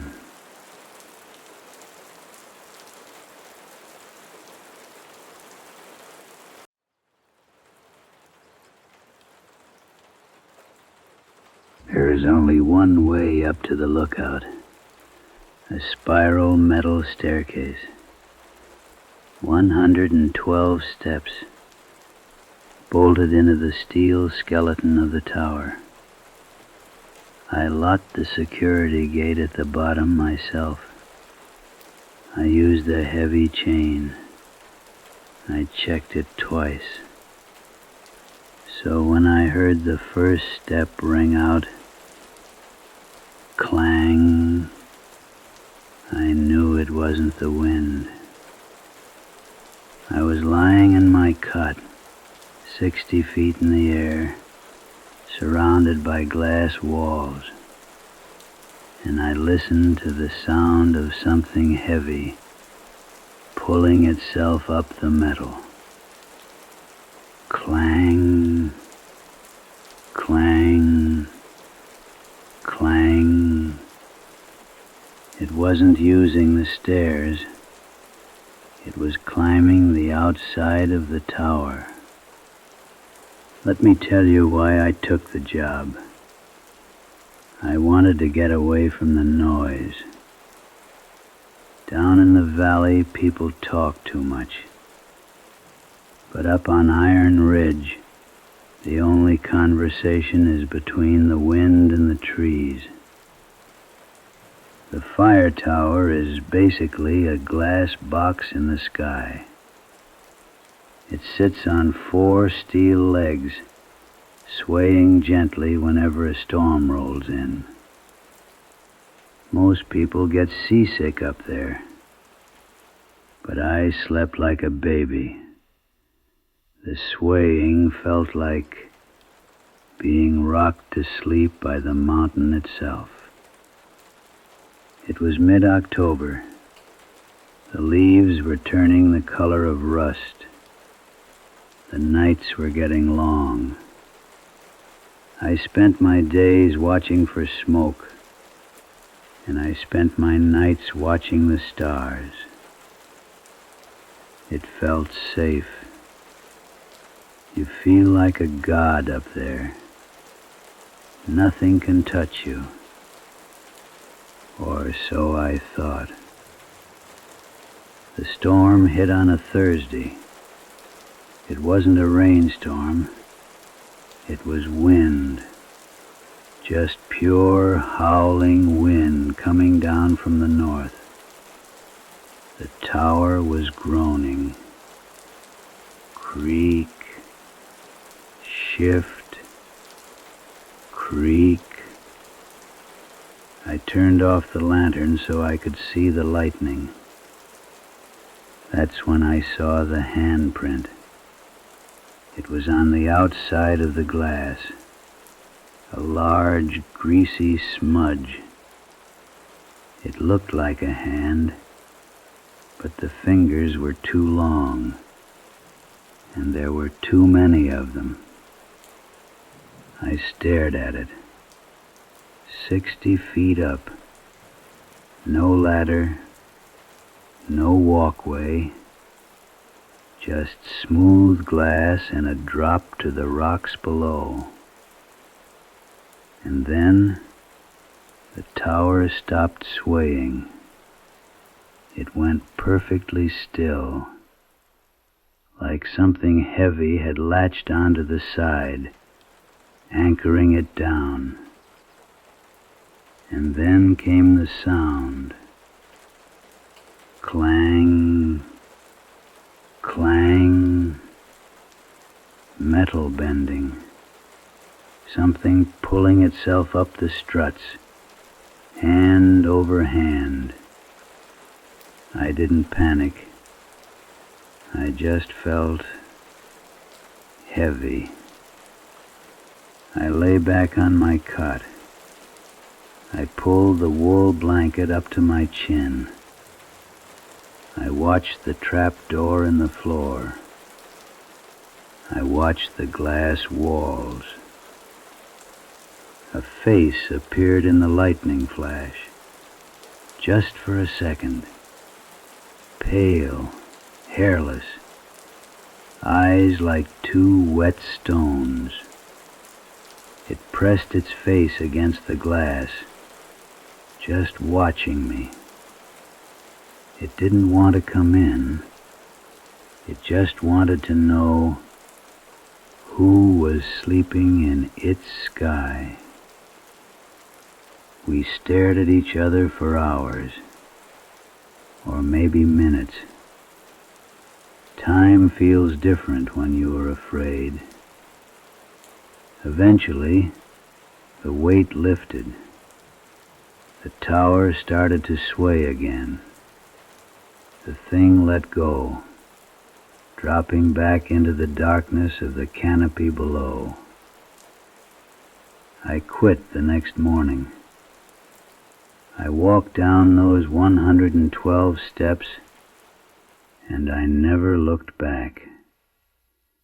But sometimes, when the wind howls against my window, I can still hear the metal ringing. But you are safe. You are on the ground. The earth is solid beneath you. The wind can't reach you here. So close your eyes. Let the storm pass. Sleep.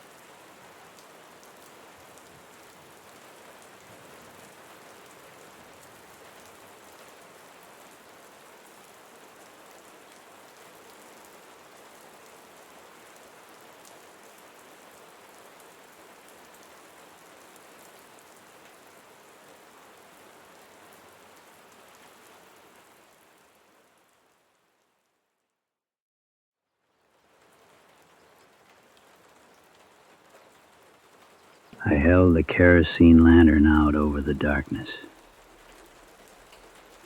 The air down there didn't smell like dirt, or potatoes, or damp wood. It smelled like copper. It smelled like old blood. My grandfather always told me that the root cellar was for storage. He told me the scratching I heard at night was just the rats trying to get at the winter squash. But as I stood there, on the bottom step, looking into the corner where the shadows were thickest, I saw a hand reach out from the dirt. It wasn't a rat, and it wasn't trying to get out. It was waiting to be fed. I grew up in a cabin that sat in the shadow of Blackwood Ridge.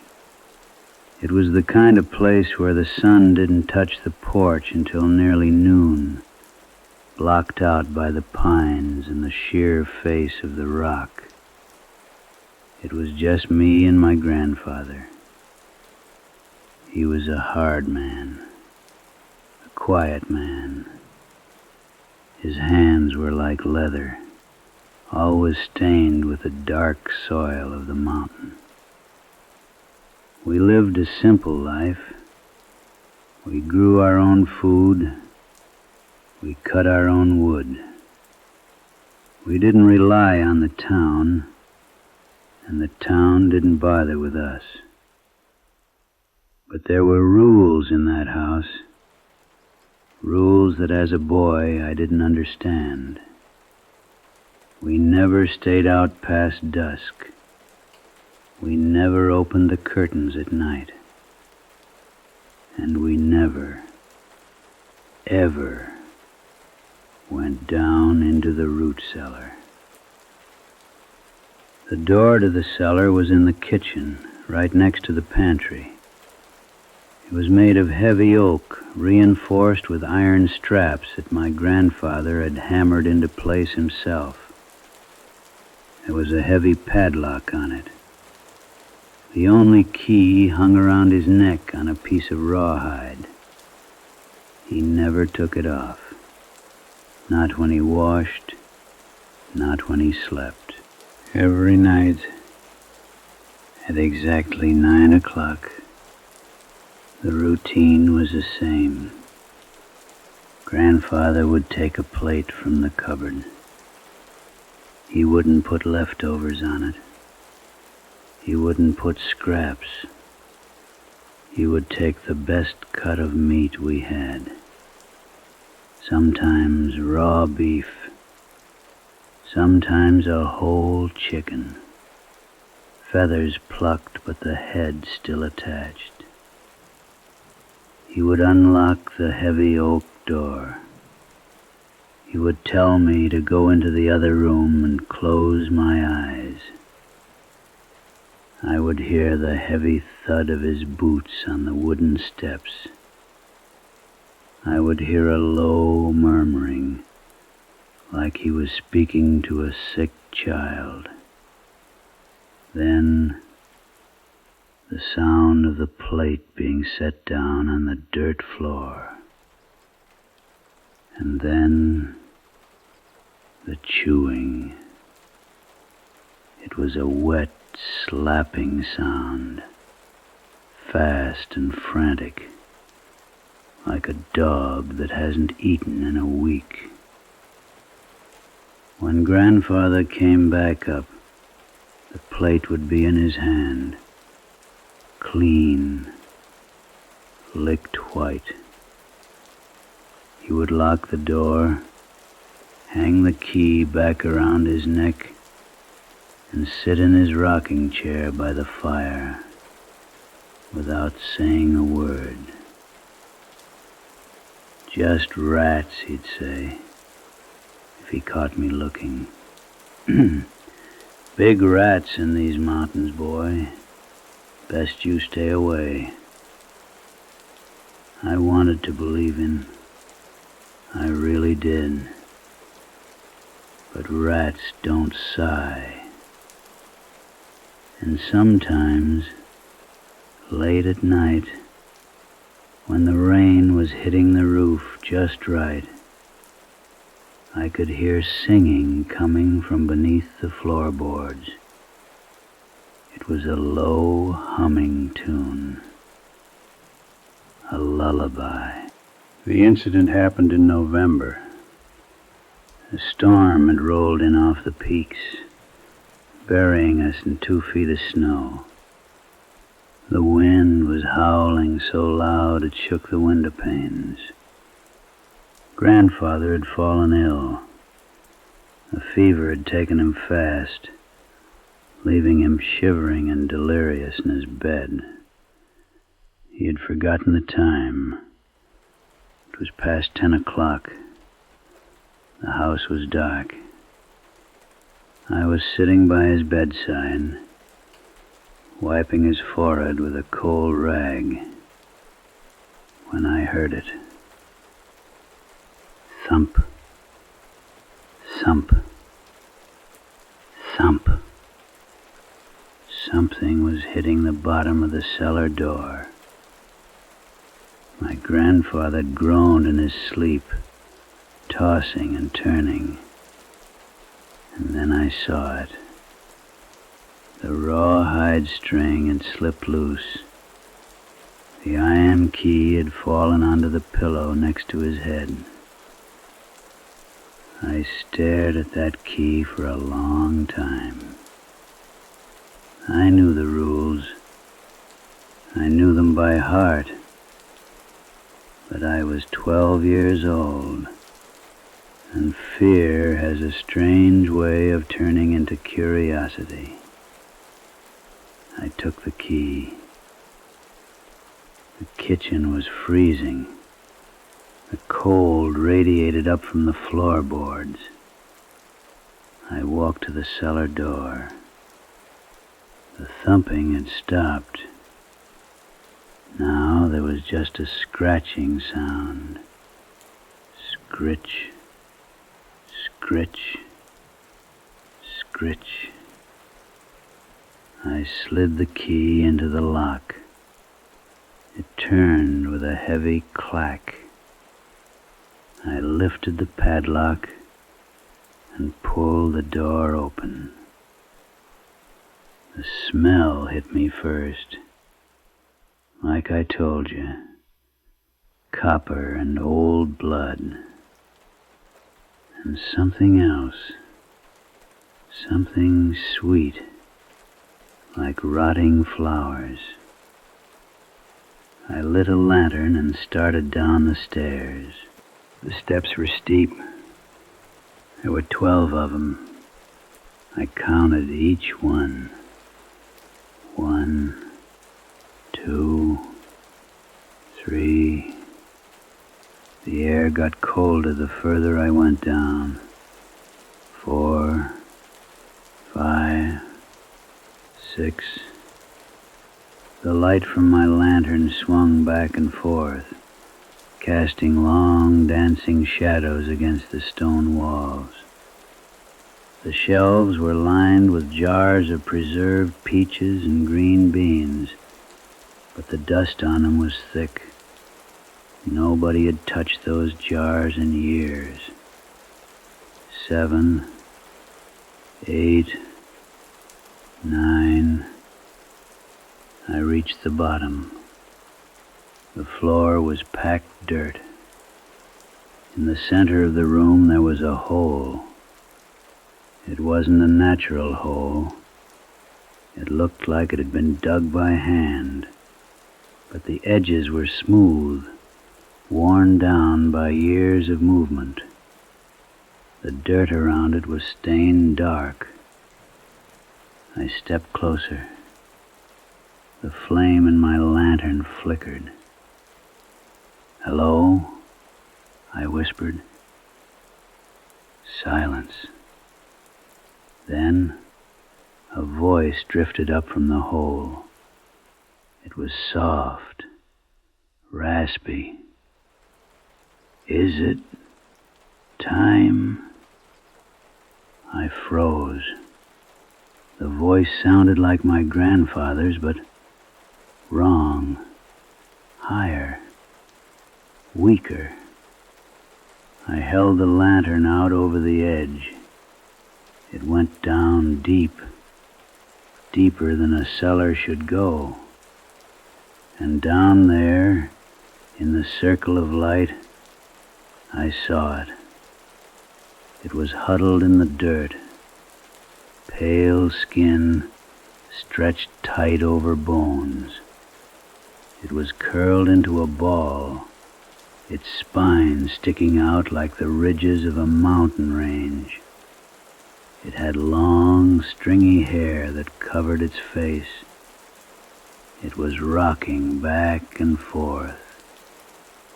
As the light hit it, it stopped rocking.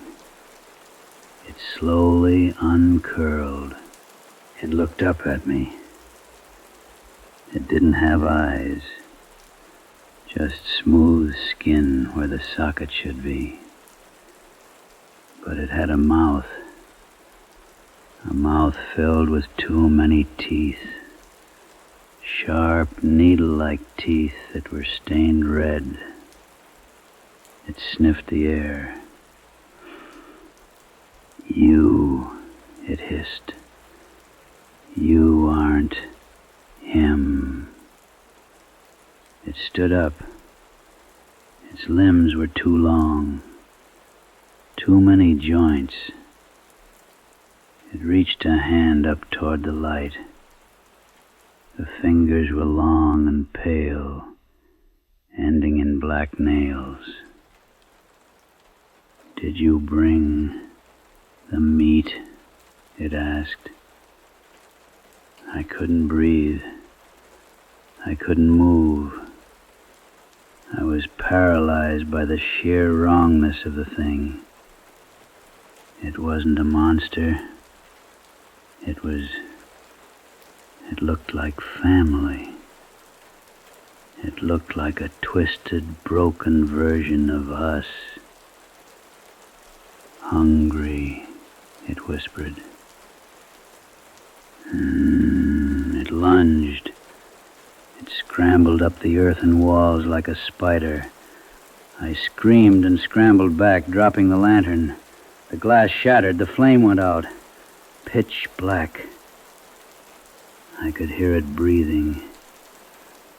I could hear the wet slap of its hands on the dirt floor as it crawled toward me. I turned and ran blindly up the stairs. 12, 11, 10. Something grabbed my ankle. A cold, wet hand. I kicked out, my boot connecting with something hard. A hiss echoed in the dark. I scrambled up on hands and knees. 6, 5, 4. I could hear it right behind me. The clicking of those teeth. I burst into the kitchen and slammed the heavy oak door shut. I fumbled with a padlock in the dark, my hand shaking so bad I almost dropped it. Thud. It hit the door from the other side. Thud. I clicked the lock shut just as the handle turned. I backed away, sliding down the opposite wall, gasping for air. The thumping continued for a minute, then stopped. Then the singing started again, that low humming lullaby. I sat there until morning. When my grandfather woke up, the fever had broken. He found me in the kitchen, shivering on the floor. He saw the mud on my boots. He saw the scratches on my ankle. He didn't yell. He didn't hit me. He just looked sad. Older than I had ever seen him. He walked over to the cellar door and checked the lock. He put a hand on the wood, like he was comforting a pet. "It's the price, boy," he said softly. "The land gives us good crops. The winter doesn't freeze us out. The sickness doesn't take us. But the land, it needs to eat too." He looked at me with tired eyes. "One day," he said, "I won't be able to walk down those stairs. And when that day comes, the key goes to you." That was 40 years ago. My grandfather is gone now, buried in the plot out back. I still live in the cabin. I still grow the food. I still cut the wood. And every night, at 9 o'clock, I take a plate of raw meat from the counter. I'm getting old now. My knees ache when I walk. The stairs are getting harder to climb. And lately, when I go down there, the thing in the hole doesn't just ask for meat. It asks me how much longer I'll be able to make the trip. It knows. It's patient. And it's still so hungry.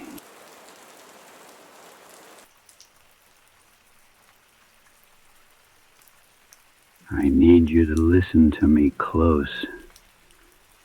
And I need you to listen good. If you are ever out near Blackwood Ridge, and you hear your own name whispered from the tree line, don't you answer it. I'm locked in my cabin right now. There is something standing on the porch, and it's asking to come in, using my father's voice. It started 3 days ago. I've lived in this holler for 40 years. I know every rock, every creek, and every shadow in these woods. Or at least, I thought I did. I was out checking the fence line on the north ridge, The sun was dipping low, painting the sky that bruised purple color you only see in November. That's when I heard it. Help me. It was faint. Sounded like a woman.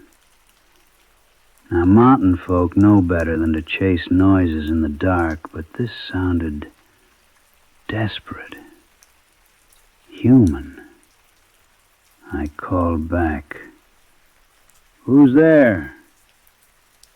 Then, from the left of me, maybe 20 yards in the brush, who's there?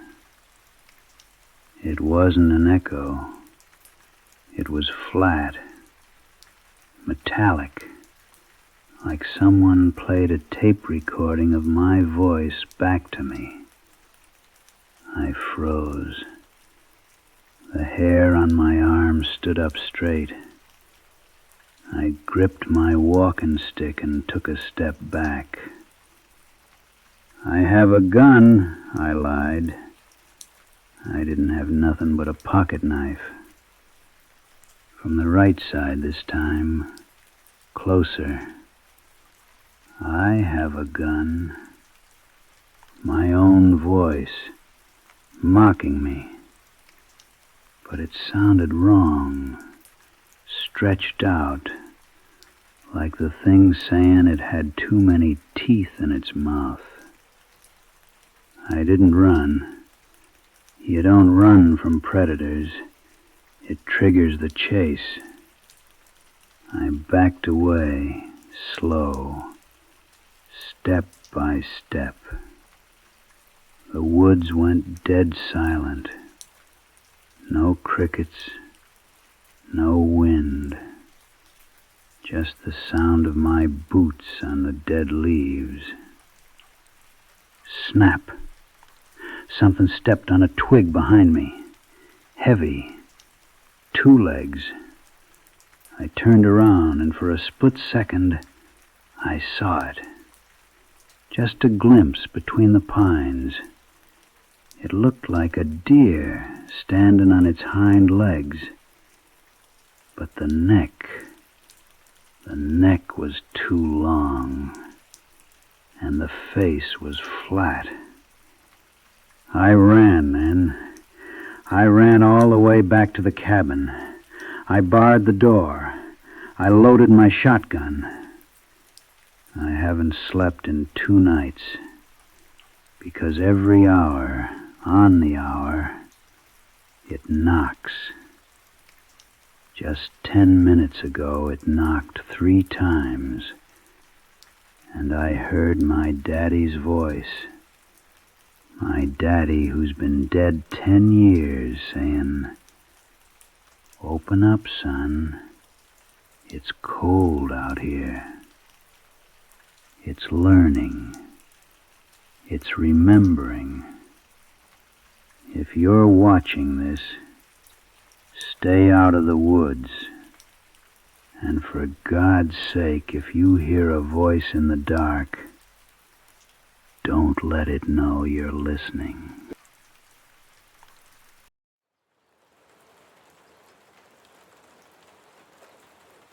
They say the earth protects us, that the soil is a blanket, keeping the cold out. But the men who work the deep veins, we know better.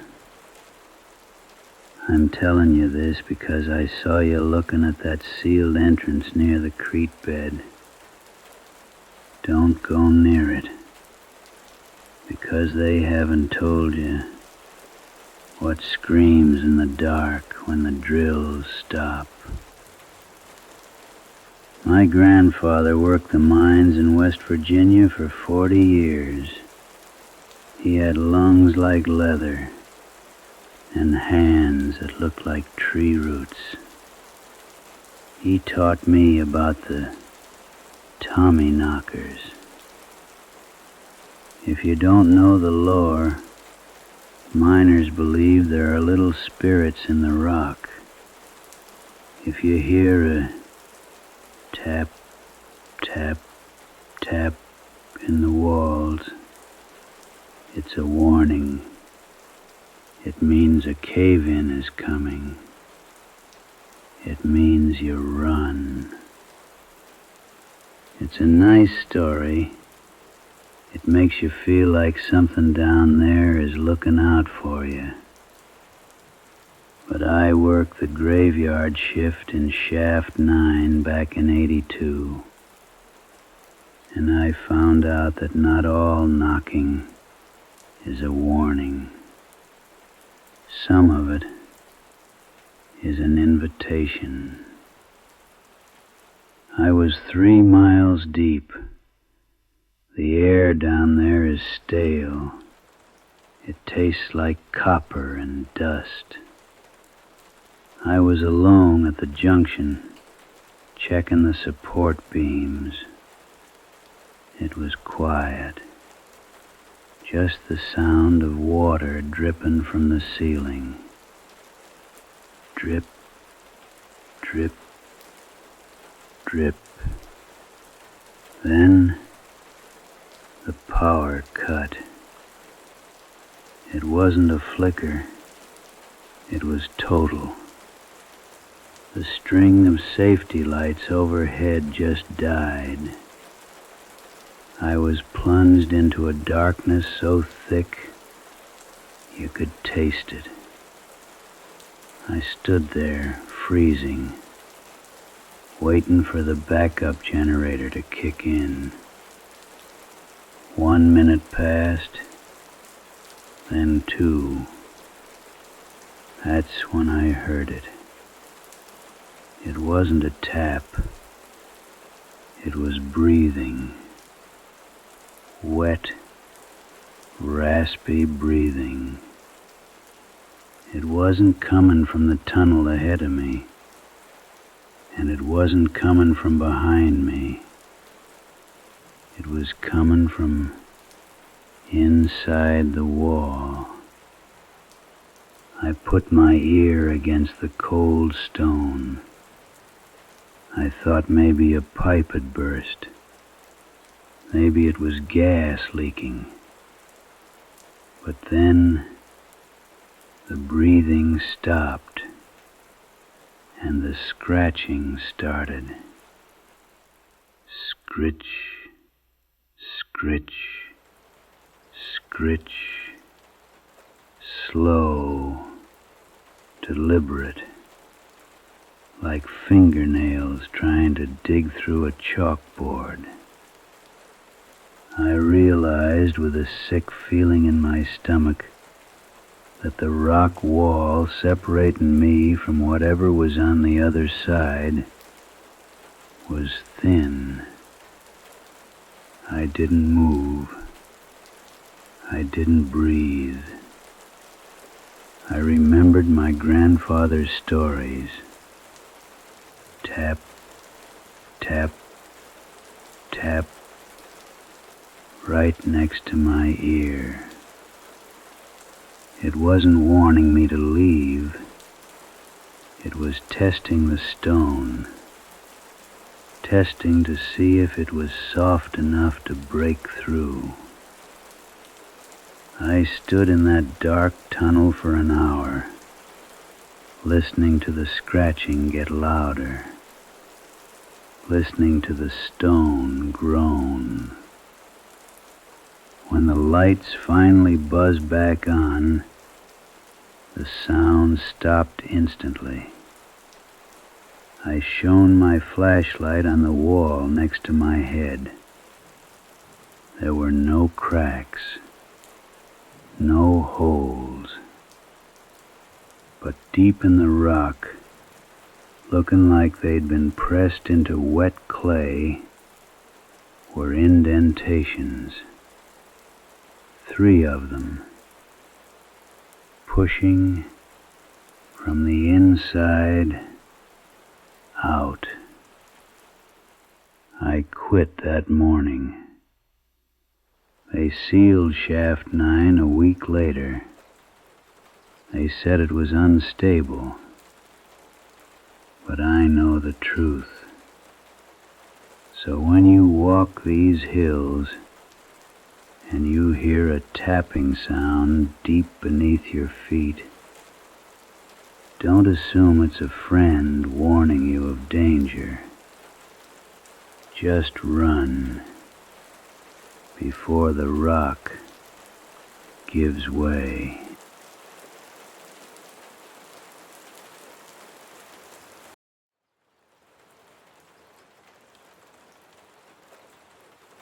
I found his boots first. They were sitting side by side on the moss, neatly laced, like he had just stepped out of them. But the tracks leading away weren't boot prints. They were bare feet, and they didn't go down the mountain. They went straight into the solid rock face and disappeared. Welcome back to the archives. Pull your chair closer to the stove. The damp gets into your bones tonight. I want to tell you about the trails in these mountains. Most people think a trail is a constant thing, a line on a map. But if you spend enough time in the Appalachians, you know that trails are like living things. They move, they change, and sometimes they get hungry. This file comes from a search and rescue log dated 1982. It concerns a man named Elias. Elias was a local. He knew the woods better than he knew his own front yard. He wasn't the kind of man who got lost. He went out on a Tuesday morning to check a game camera up on Weaver's Needle. It's a steep climb, full of rhododendrons and thick fog. He told his wife he'd be back by supper. But supper came, and the sun went down. Now, settle in. Close your eyes. Let the sound of the rain wash over you. You are safe here. Elias parked his truck at the trailhead. We found it there 2 days later. Keys still in the ignition. Lunch still on the seat. We tracked him easily enough at first. His heavy boots sank deep into the mud. Step after step after step. He walked 2 miles up the ridge, normal pace. But then the tracks did something strange. They stopped. Not like he stopped walking, but like the trail itself had stopped. The footprints led right up to a thick tangle of briars, thorns as long as your finger. There was no way through. But the tracks didn't turn around. They didn't back up. It was as if he had looked at that wall of thorns and simply walked through it without breaking a twig. We searched for 3 days. The rain made it hard. The dogs were useless. They just whined and tucked their tails whenever we got near that briar patch. On the 4th day, the radio squawked. It was one of the volunteers. He was 3 miles east of where Elias vanished, in a valley that isn't on any map. He said, "I found a trail. We hiked down. The air in that valley was cold, still. No birds sang. And there was the trail. It was perfectly smooth dirt, winding through the trees like a snake. And walking down the middle of it was Elias. But he wasn't walking like a man who was lost. He was walking slow, rhythmic. I called out his name. Elias! He didn't turn. He didn't flinch. He just kept walking, staring straight ahead. I ran up to him. I grabbed his shoulder. His coat was soaked. His skin was pale. He stopped then. He turned his head slowly, so slowly, and looked at me. His eyes were wide, but they weren't seeing me. They were seeing something else, something far away. The trail, he whispered. It doesn't end. He pointed behind him. I looked, and that's when I saw it. The trail he was walking on, it didn't go anywhere. It just looped, a perfect circle around a single, massive, dead oak tree. He had been walking in that circle for 4 days, round and round and round. We took him home. He slept for a week. But here is the part that keeps me up at night. When we asked him what he saw, what kept him on that trail, he said he wasn't walking in a circle. He said the trail was straight, and that he was following a light, a warm yellow light that promised him rest. The mountains have a way of keeping what they want. Sometimes they take your body, and sometimes they just take your sense of direction. So if you are ever hiking and you see a path that looks too smooth, too perfect, and you feel a sudden urge to see where it goes, stop, turn around, and go home. But tonight, you don't have to walk. You don't have to search. The journey is over.